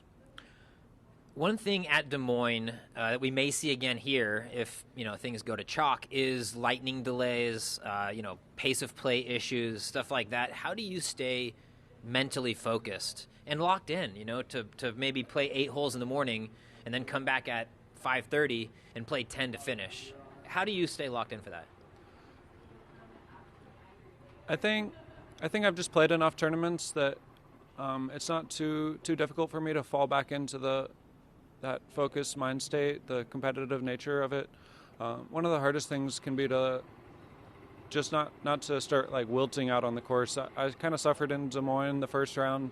I was scheduled to play at 2, and that was initially pushed back to 3. So I had lunch around 1:30, and then it just kept pushing back. And next thing I knew, I'm out on the course on hole 17 at 8 o'clock at night, and I hadn't really eaten a lot since 1, maybe a few bag snacks, but just kind of ran out of energy out there in that first round. So, that's one of the most challenging things, but it can be addressed by, just eating more, having more snacks in the bag, making sure you're drinking enough water. Since Worlds, it's probably been a whirlwind for you, but I do know you managed to head to MVP headquarters, which is also in Michigan. That's handy. Talk about that experience. What was it like, seeing the faces of the people, year 1. It's incredible. Talk about that experience. Yeah, it was really awesome. On this past Wednesday, they threw a party for me up there, and So all the warehouse employees and the owners and Steve and everyone were up there, and they all had some like James Conrad world champion shirts on and had some big banners of me like MVP, home of the world champion. And yeah, it was really special just to feel that much love from the company and all the employees there. And then yeah, I got to get my hands on some of the new special edition Nomads and Envies, and those are looking and feeling great. Got to the Nomads, the first of the James Conrad edition line, and got to sit down with Chad for a bit while I was up there and kind of start the process of what the next disc in my line will look like. And so exciting stuff. Nice. Give me a teaser if you can. Mid-range driver, incredibly overstable putter. Can you give any deets? I think we're going for a driver next. Maybe a distance driver, but maybe a fairway driver. We have some options available. Cool. Well, hey, that's about all we have for you, James. Again, thank you so much for your time. This has been the 2021 World Champion, Mr. James Conrad. Thank you. Check it out.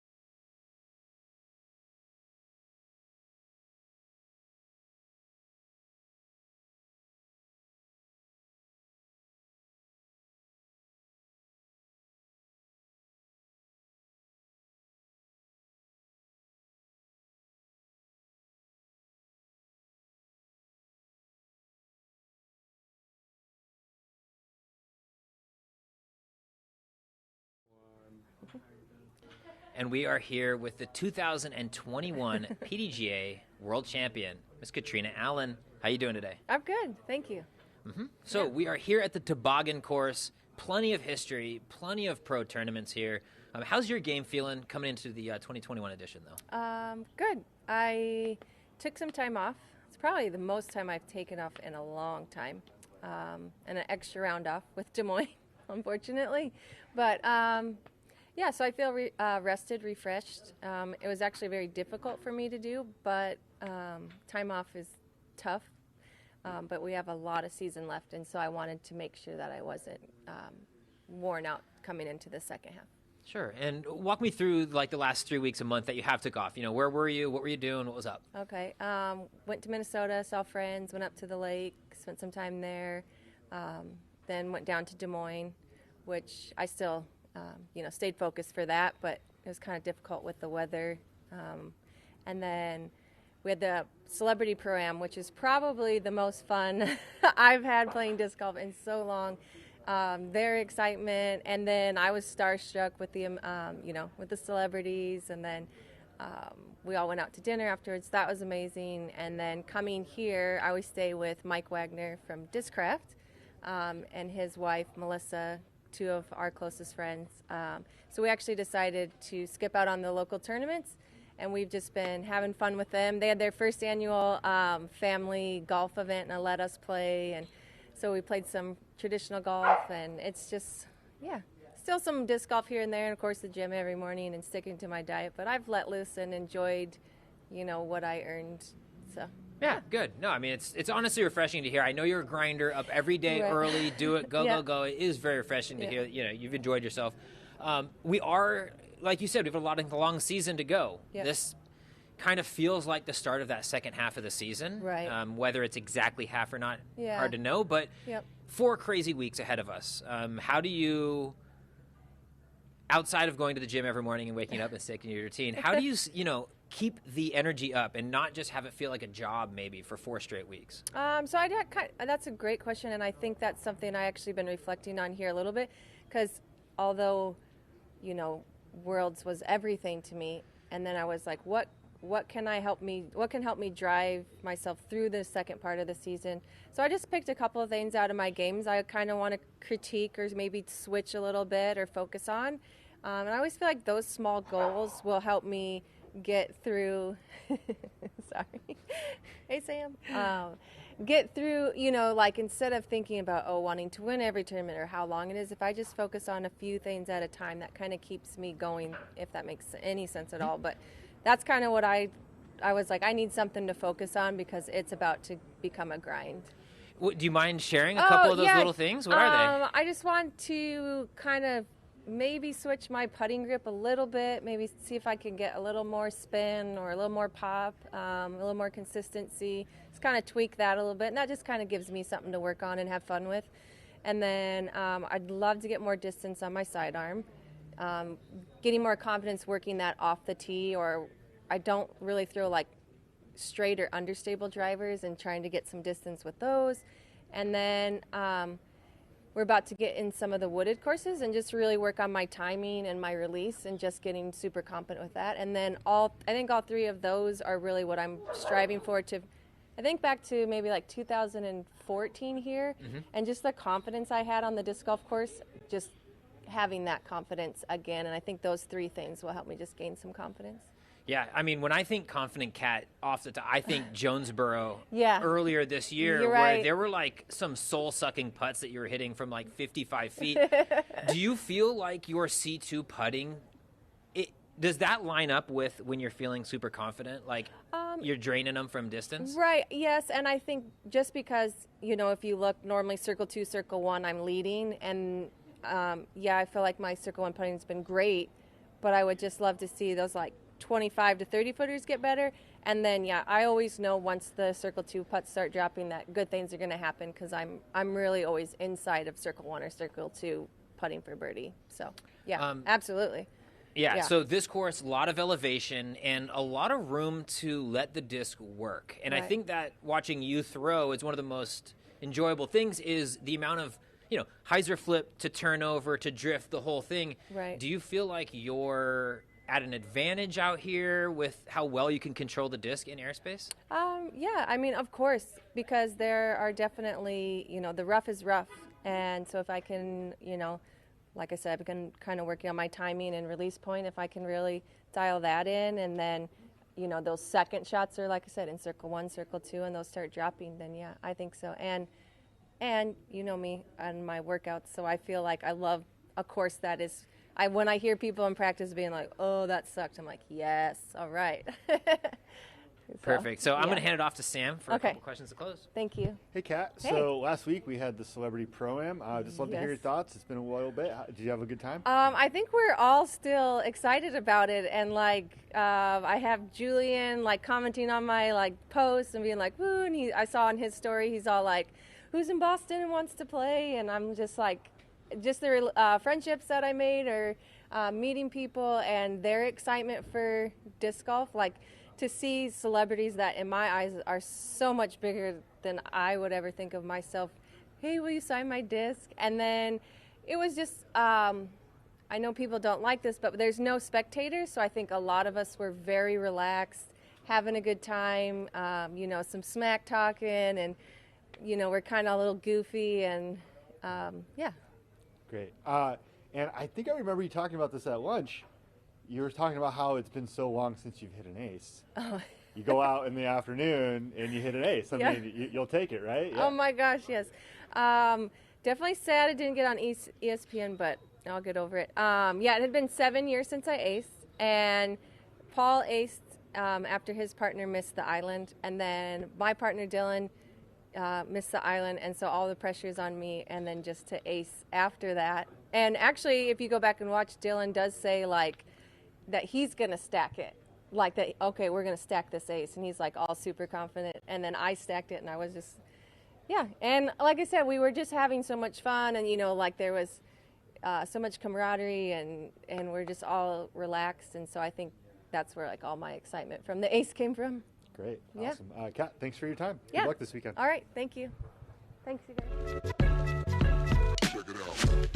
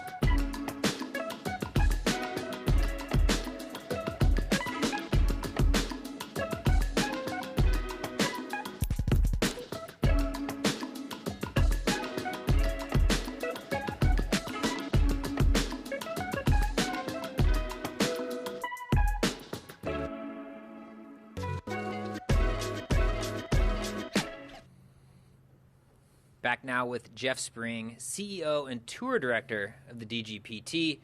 We're standing here in, well, I guess just outside of Milford, Michigan. Yep. How are you feeling? I'm feeling great. It's great to be back here. I love Michigan.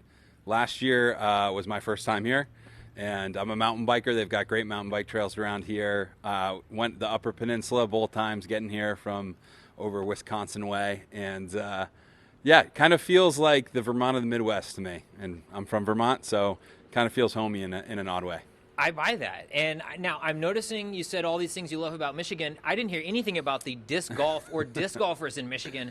This crowd out here, I still say, is second to Portland for rowdiest crowd and best gallery I've ever seen. It's 2018, of course. Paul went 18 down. Right. That helps. Yeah. What is it like to come out to these communities and put on an event of this scale that will be attended by, I mean, I don't know the numbers, but I would assume thousands of people this weekend? Yeah, well, the disc golf as well is fantastic. that was not an omission of intention at all. This course has grown just over the past year in incredible ways. You've heard it from the players here. Happy to expound on that if you'd like. But in terms of the crowd, I'm excited for this year specifically because we didn't have spectators last year. And I know that it sounded like there was great enthusiasm and fantastic disc golf fans, and I know there's a rich history of the sport in the state. So last year was disappointing a little bit. It was great that we were able to hold the event in the middle of the pandemic. But this year, by all accounts, we're going to have over 1,000 people each day. So I'm thinking we're going to have, well over 5,000 spectator visits by the end of this, and looking forward to seeing what it's all about. Yeah, so we've been talking about course changes all day, with everyone up here, but the man behind those changes, Nate Heinold, could you talk about how he, came to TD this event? Was that Disc Golf Pro Tour coming down? Was that, working out on the ground floor coming up? How did that work out?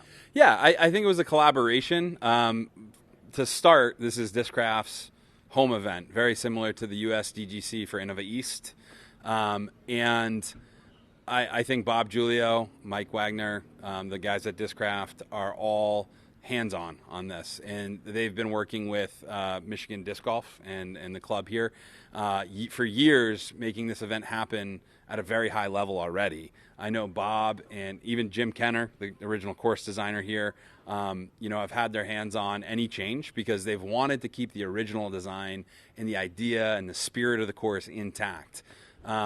I think, again, similar to Harold Duvall, having his hands on the USDGC and JP working with him. So, Mike and Bob, are the JP to this event in some ways.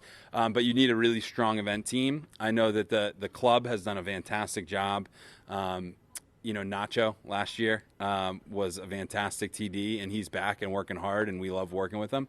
But I think the idea was just to take it over the edge and kind of enact the funding mechanism that Heinold has been able to develop for the Ledgestone and kind of bring it here. And part of that was let's get over the hump with the tees. Let's get a really strong push to work with the park here, who is also great at just taking it to the next level, and then bringing a bigger event staff, a paid event staff, and working with the club and Discraft to kind of supersize the event, which I think has been working fantastic so far.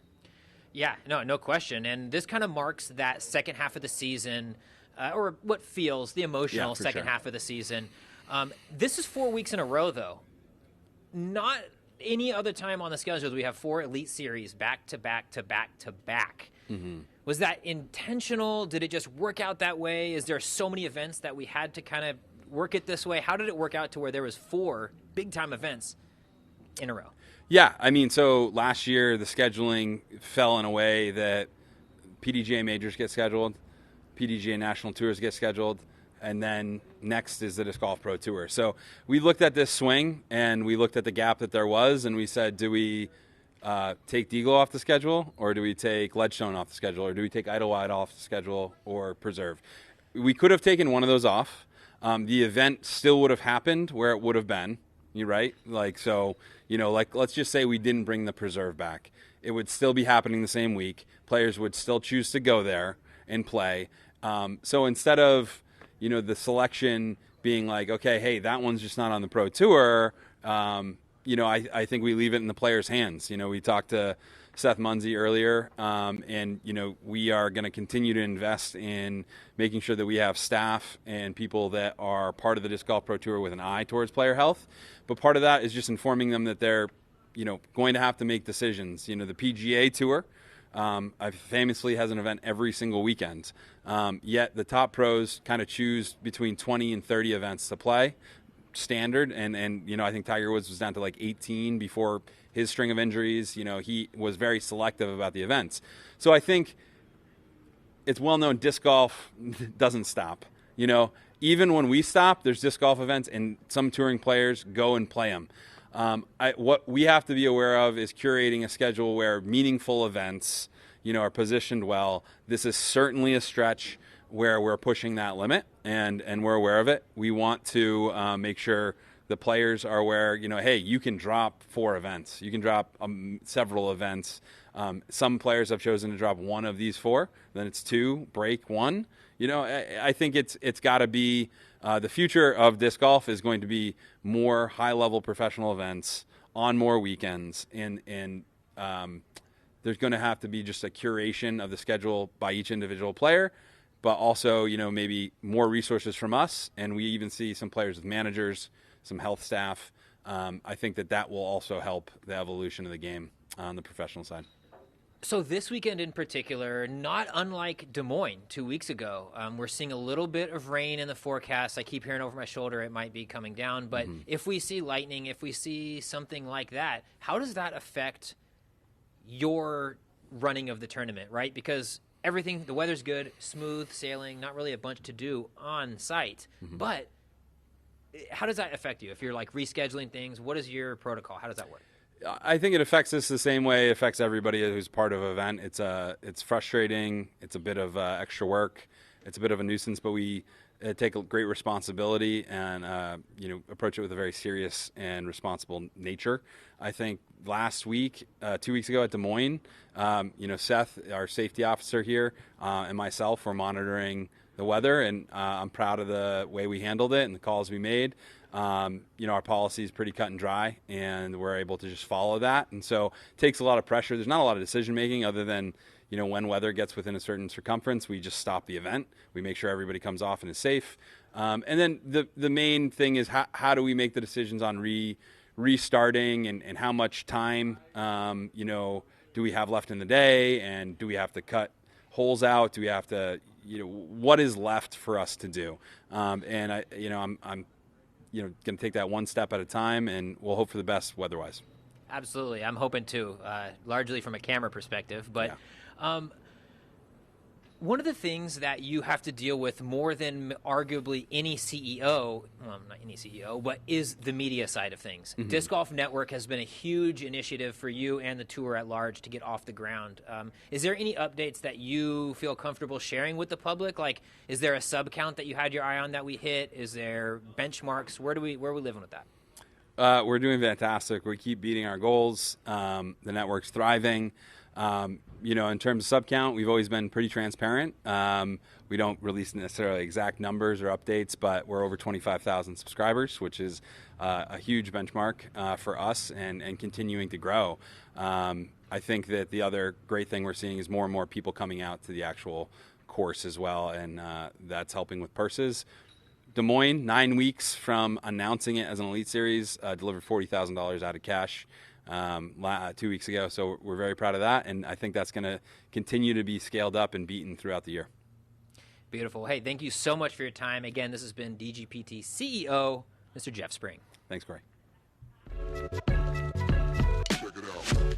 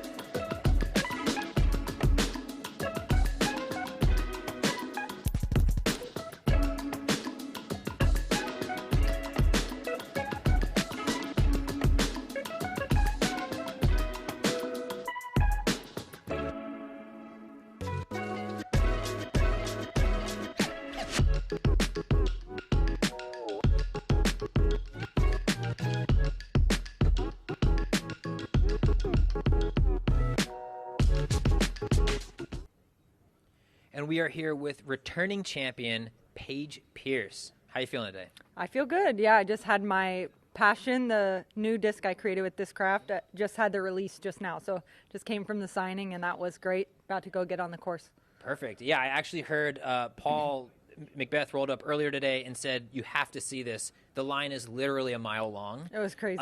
Talk about the experience over there and the energy. Yeah, I mean, Michigan's fans are crazy. They're just the amount of them, and then their enthusiasm and their energy. And, you know, the dedication just shows. They were out there at 5:30 a.m.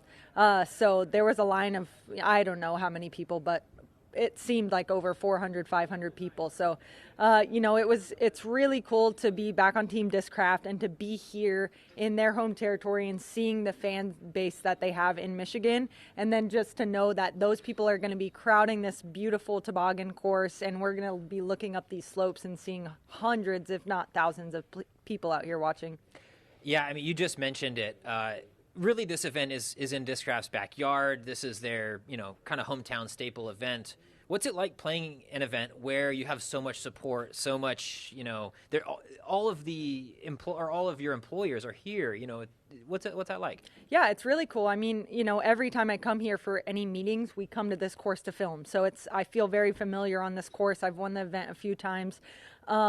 And then to have them here and hopefully watching if they can get away from, you know, the selling discs. But yeah, it's going to be cool to have them watching and just like feeling, you know, all the Discraft shirts and the you know, PP hats and stuff like that. I heard Ricky say something about like he's going to pee in our pool or something, but I'm going to make him eat his words on that. I don't think you're going to see an winner out here this week.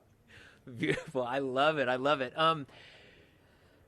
Is there any added pressure, would you say? Because, I mean, you see, like, Bob Julia out at other events, you know, but really there's people out here that you wouldn't see at normal events. Do you feel any pressure to perform in front of them? Or is it more of, like, you know, you feel relief that, like, finally I get to show in person, like, what we're going to do? Yeah, it's kind of like that. Exciting to show off for my higher-ups. But, no, I don't feel any sort of pressure when it comes to Discraft. The pressure is on myself. I mean, you know, I didn't win Worlds, and I still created a new disc, you know, the next week. So it has nothing to do with how I play tournaments. It's more of how I handle myself and, you know, just continuing to push the game forward, and they want to align with me on that. So no pressure at all in that aspect. It's more just I want to throw good shots. I want to watch the disc fly well, and you know, that's what I'm looking forward to this weekend. Well, let's talk about the play this weekend then a little bit. Big course, obviously a lot of room to work. You're the longest thrower in the division. How confident are you that you're going to come out here and you know, win, or are you confident you're going to come out here and like dominate? You know, this is an interesting situation, and I was just talking to Alyssa about this, and, you know, how I'm feeling. And she's like, are you going to tell them these things in the press conference? And I'm like, I think so. You know, I'm an open book. I'm pretty honest, and I don't feel super good with my play right now. I've taken quite a few days off, you know, over the last few weeks. And before Worlds, I mean, basically since before OTB Open, I hadn't taken one single day off. So after Worlds and just completely drained mentally and physically, I was like, I don't care. I'm going to let myself take some breaks. And, you know, I've seen my play show that. So, you know, playing practice rounds out here, I'm kind of spraying them. And, you know, luckily it is a course where there's not much OB and there's not too many woods lines. There are a few holes I'm really going to have to tone it back on. But, you know, if I'm being completely honest, my game does not feel 100%. I'm feeling like about 70%. So I feel good that I have the distance to make up for that. But yeah, we're going to see how it goes. I don't have too high of expectations. It's just going to kind of be like to feel the crowd's energy and just be excited to be on this stage. And hopefully I get as many birdies as I can. Well, yeah, and that's something when I think of Paige Pierce, that is something I do think about is rising to that occasion. You know, you might not be feeling it practice round, but there's 1,000 people watching, and I know you're going to be locked in. Totally. How do you get to that place? You know, I think I think maybe that is where I feel the most pressure. It's like, you know, these people traveled hours to come here and watch me. They're wearing my shirt. They're wearing my hat. I want to show them like, hey, this is why you're a fan. Like, you've never seen me play in person, just on YouTube. Well, it's even cooler in person. And here, and you know, that's an exciting feeling, but it is this like pressure, nerve-wracking feeling. And that's kind of honestly like what gets me excited and what fires me up to play. So I think that I am going to find success in trying to impress people and trying to put on a good show for all these. I heard that we have like 1,400 spectator passes sold. So I don't know if that's true or not, but that's the word around the block. And you know, if that's the case, I definitely want to give those people a show and basically say thank you for coming out. Last one for me before I hand it over to Sam here. You're wearing the Paige Pierce hat. Awesome. Yeah, it's just super, got him. super slick. The shirt, though. Missy Gannon. Talk to me about what that was like, you know, watching her take down the biggest win of her career. Yeah, it was awesome. I mean, you know, she's one of my best friends. She just gave me this shirt a couple hours ago, and it matches my hat, so perfect. But yeah, she deserves it. She works really hard every morning, no matter how late she stayed up. She's on the course by 8 a.m., playing, you know, with no distractions, trying to take her time on every practice shot. She's one of the best putters the game's ever seen, and, you know, I think that it's something where her drives haven't been up to her standards up to this point, and at Des Moines, she was crushing shots. Like, I think personally, and I think that UDisc stats are going to back this up, that where she found her success was off the tee. She actually wasn't hitting as many putts as I'm used to seeing her hit, and she said the same thing herself. So it's cool to see her whole game rounding out and her drives really taking a step up, because I know she's not going to have a bad putting weekend again. So if she can knock both of those out, and I'm excited that I get to play with her round one and see that in person, she's going to have a great tournament. Awesome. Well, hey, we can't wait to see both of you guys in action during that first round. That's all we've got for this, though. Thank you so much. It's been Paige Pierce. Thank you. Check it out.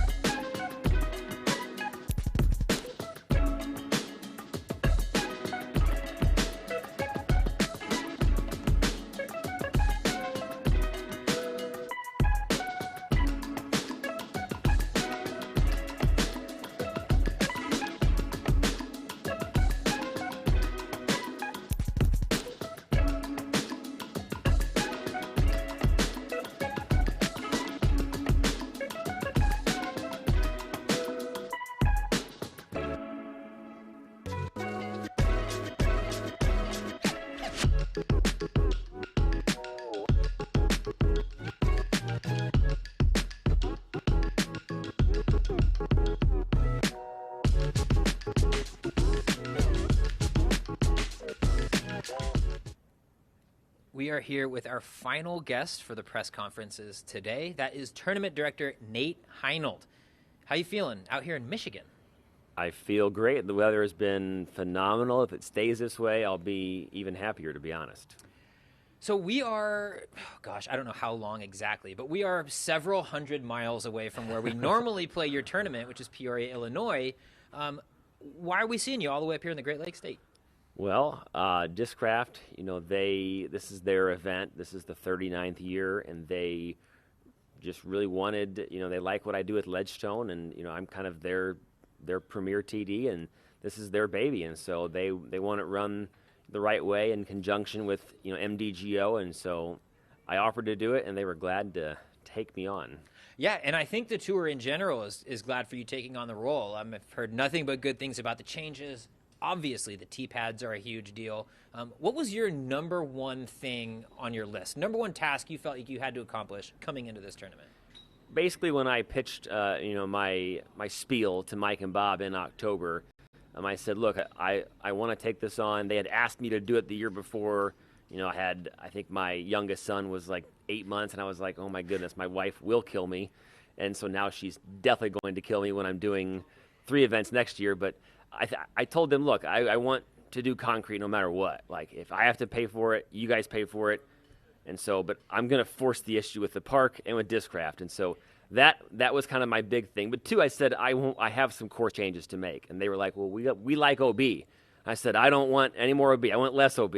So they let me kind of get rid of some of the OB, and they agreed with most of my changes, and they had some feedback, which was great. So really, those are the 2 things that I wanted, and they were gracious enough to let it happen. So 2019, 2 events you ran, Worlds, Ledgestone, huge year for you, busy year, I'm sure. Why do it again this year? 2 events.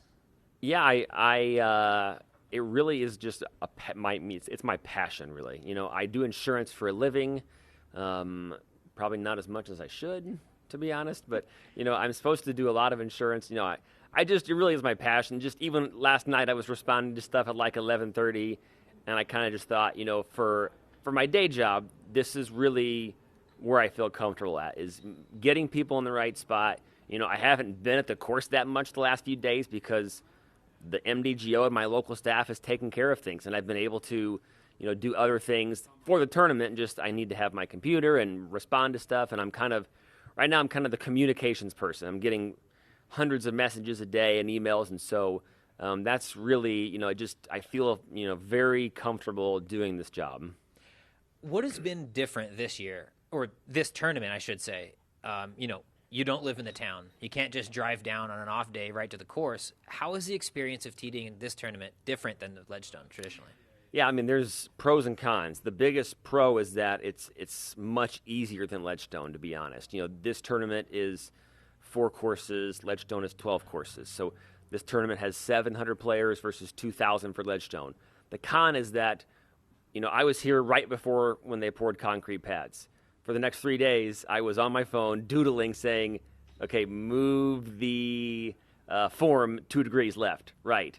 And they poured hole 3's pad wrong, and I made them move it, and it was off by like 10 degrees. So we made them move a couple pads. I was doodling all day, and it was like I probably should have just been here, to be honest, for 4 days. But it took them, there was like 28 pads, so it took them 4 days to frame it up, and some of those wooded pads were tough to get to. So that was the hardest part, was a couple tough decisions or a couple big days. I could only be here so much for that.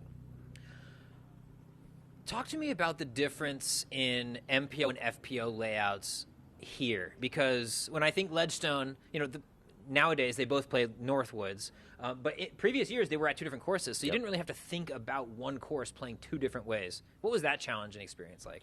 Yeah, it was very challenging. I'm a male player, and so I really don't have an FPO perspective, even though I'm not that good. But I'm rated 970-ish, and so I have to kind of tone my own skill down and my distance down and say, Paige throws further than me. I can't think about Paige. So it was tough. I consulted with a few people, and I didn't get to make every change I wanted to make. I did want a few more short pads, to be honest, and the reality is that, there are toboggan, hills out here, and the park was leery of anything more than what I proposed in terms of, can I put a pad here? Well, that's kind of in the way of the run, and so that was tough. I do think the course certainly is going to play harder for FPO compared to par, compared to MPO. I would imagine a few under per round will be a very good score for FPO. MPO, there's going to be maybe a 10 down. Significantly more difficult than in years past. Yes. When you consider that, I think the winner last year was 33, so averaging 11. What's your projection for MPO winner this year? Yeah, I'd be, I think 25 to 27 would be really good. Especially if there's no rain, I think, but the pads definitely do add, probably a stroke at least per round, making the course easier. Even when I played a few years ago, I got last cash, actually. I remember on whatever the hole, 13, 14, that was the only hole I felt comfortable like throwing as hard as I could because I was worried about the pads. Now they can go out there and rip it and really not be worried about it. So that part makes it easier. The changes make it probably 3 strokes harder. So I'd say that range, or for the FPO players, I would say between 4 and 10 down would be just phenomenal score.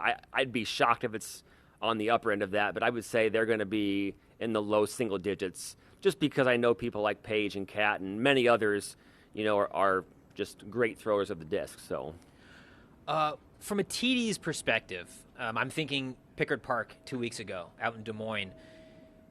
How does a turbulent weather projection factor into your preparation for the tournament? Are you thinking like mitigation plans, or are you just, you know, crossing your fingers and then reacting in the moment? I mean, obviously, I plan Ledgestone and Pdga for months and months, basically starting as soon as the other one ends.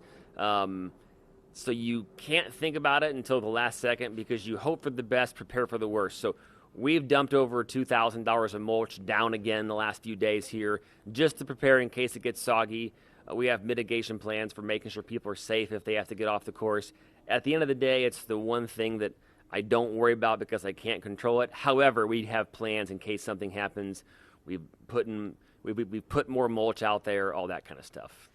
Kind of last thing off the top of my head is this is Pdga, big Elite Series event, a lot of time, a lot of work, a lot of effort put into this. But that last putt goes in on Sunday, and I think it's like 10 days until you're the TD again. Not only is it 2 big events, but they're like nearly back to back. Yeah. How do you go from a mitten on your hat to an Illinois-shaped hat that quick? I mean, it will literally be, I will hand the trophy for FPO and I will leave within 10 minutes probably, only because I literally have staff showing up Monday morning for Ledgestone. And so it is not, I mean, I would love to space it out more next year, you know, and next year I have Junior Master Combined Worlds as well. So that's the middle of July. So we'll see where I can put Pdga maybe in June sometime and push Ledgestone a couple weeks before Emporia next year for Pro Worlds. But yeah, not ideal for the timing, but really we're making it work. You know, some of my staff, obviously they're working both events and they're doing great. But the great part is that we have MDGO here from Michigan. That's a big focus of our staff here. And then I have, you know, a lot of staff in Illinois that didn't come, but some of the staff will double dip. So. Wow. Well, I'll tell you what, the tour and the scene appreciates all your time. I'm sure your family back home probably doesn't, but it's a sacrifice that we all really do appreciate. That's all we have for you, Nate, right now. Again, this has been the tournament director, Mr. Nate Heinold. Thank you. Check it out.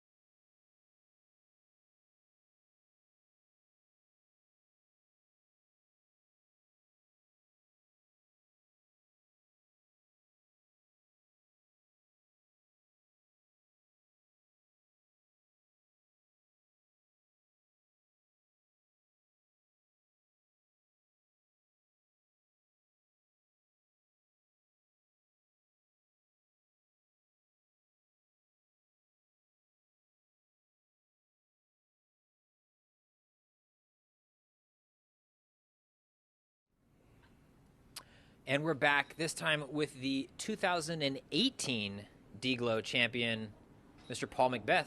How you feeling today? Feeling good. I'm sweaty right now. I just got off the course, but it was a good round. Just kind of enjoying this cool weather for this tournament.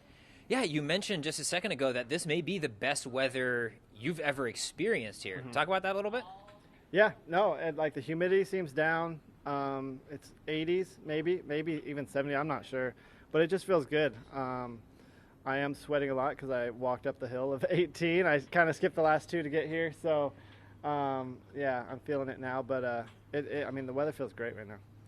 Yeah, and we have maybe a forecast of a little bit of rain, probably why it's a little cooler right now. Where's your head at regarding the rain? I mean, we've got new tee pads, so maybe that's less of an issue? Yeah, 2 weeks ago I was in Des Moines, and we got lightning delays, rain delays, all that stuff. But I personally didn't get a drop of rain on me the whole weekend. So I think it's just I'm due for a good shower here. So, I mean, I got umbrella, I got towels. I'm ready for it. I think, to be honest, this is probably a good course, for that kind of rain because there is a lot of trees to hide under if needed, and I don't know. I just feel like this place, handles rain and water really well. Yeah, I want to backtrack a little bit over the last 3 or 4 weeks. World's obviously a very climactic experience. Everybody's tired, going home. I even myself took 3 weeks off and just relaxed a little bit. Walk me through those last 3-4 weeks for you. I think the first 2 weeks after it, that shot played through my head every 10 minutes.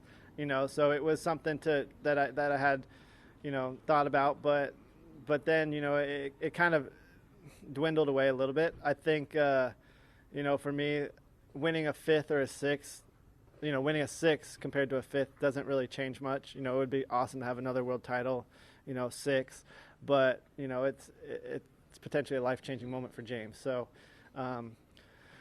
I know there's more out there. I know I'll have more world championships in my future. So kind of moved past it and, went on to Des Moines. And now, I mean, to be honest, this is the second half of the season. So there's still another major to capture. There's still half the season left. So, there's still a lot of work to do.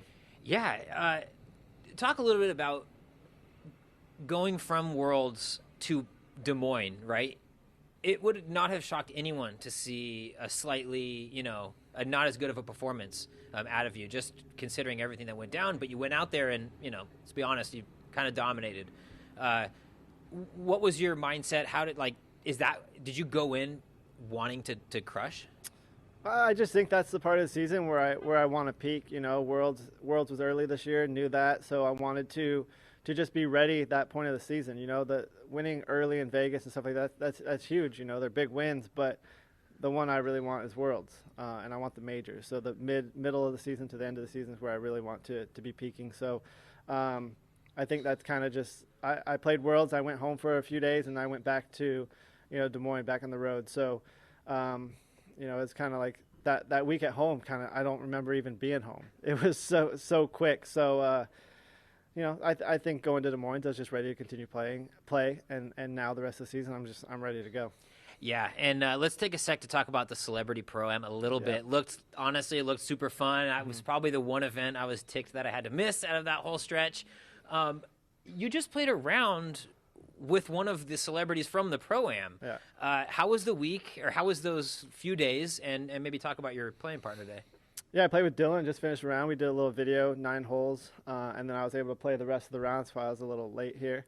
But it was fun. Dylan's super cool dude. All the celebrities, I think it's one of the positives and negatives of the Celebrity Pro-Am is we didn't have any spectators there. We didn't have many fans, so it seemed like they were just normal. They were there. They were playing disc golf. They were just loving it, and they were being normal. And that could be how they are with fans there as well. They don't feel like they have to put on a show or act or whatever.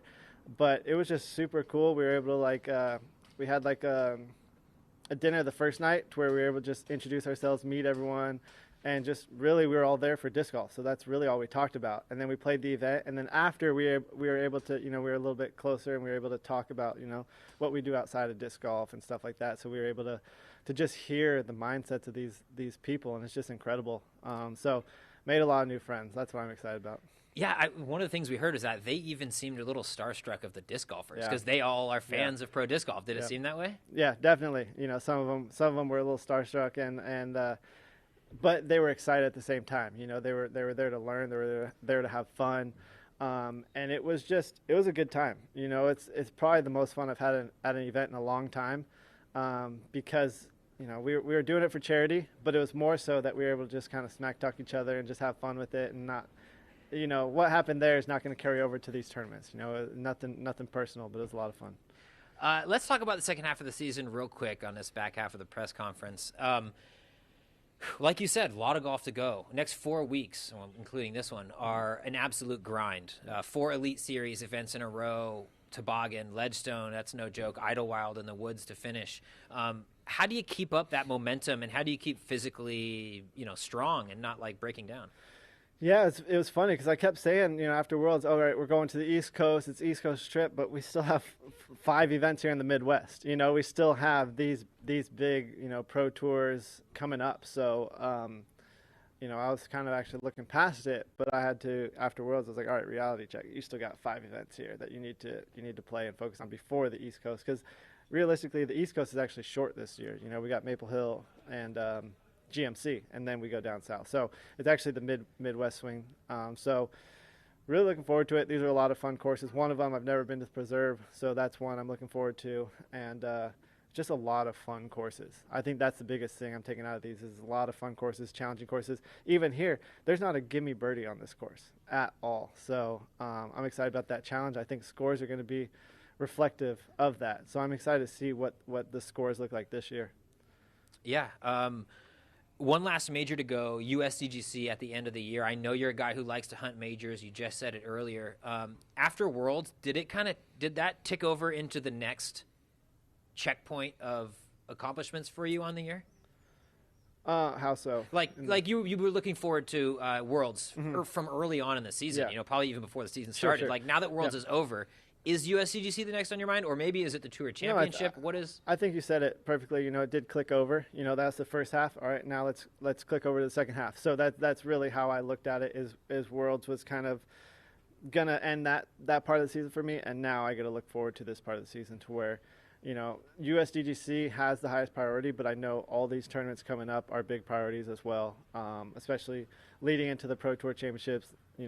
Pro Tour wins are a good chunk of change, so that's always fun to play and get at the end of it. And when I say get at the end of it, donate it to the Paul McBeth Foundation. So that's where I love, winning these tournaments, because all that money is going to help disc golf in general. So, yeah, I'm excited. I mean, talking about it, I'm just like, man, I still got 11, 12, 13 tournaments left. So a long year still ahead of me.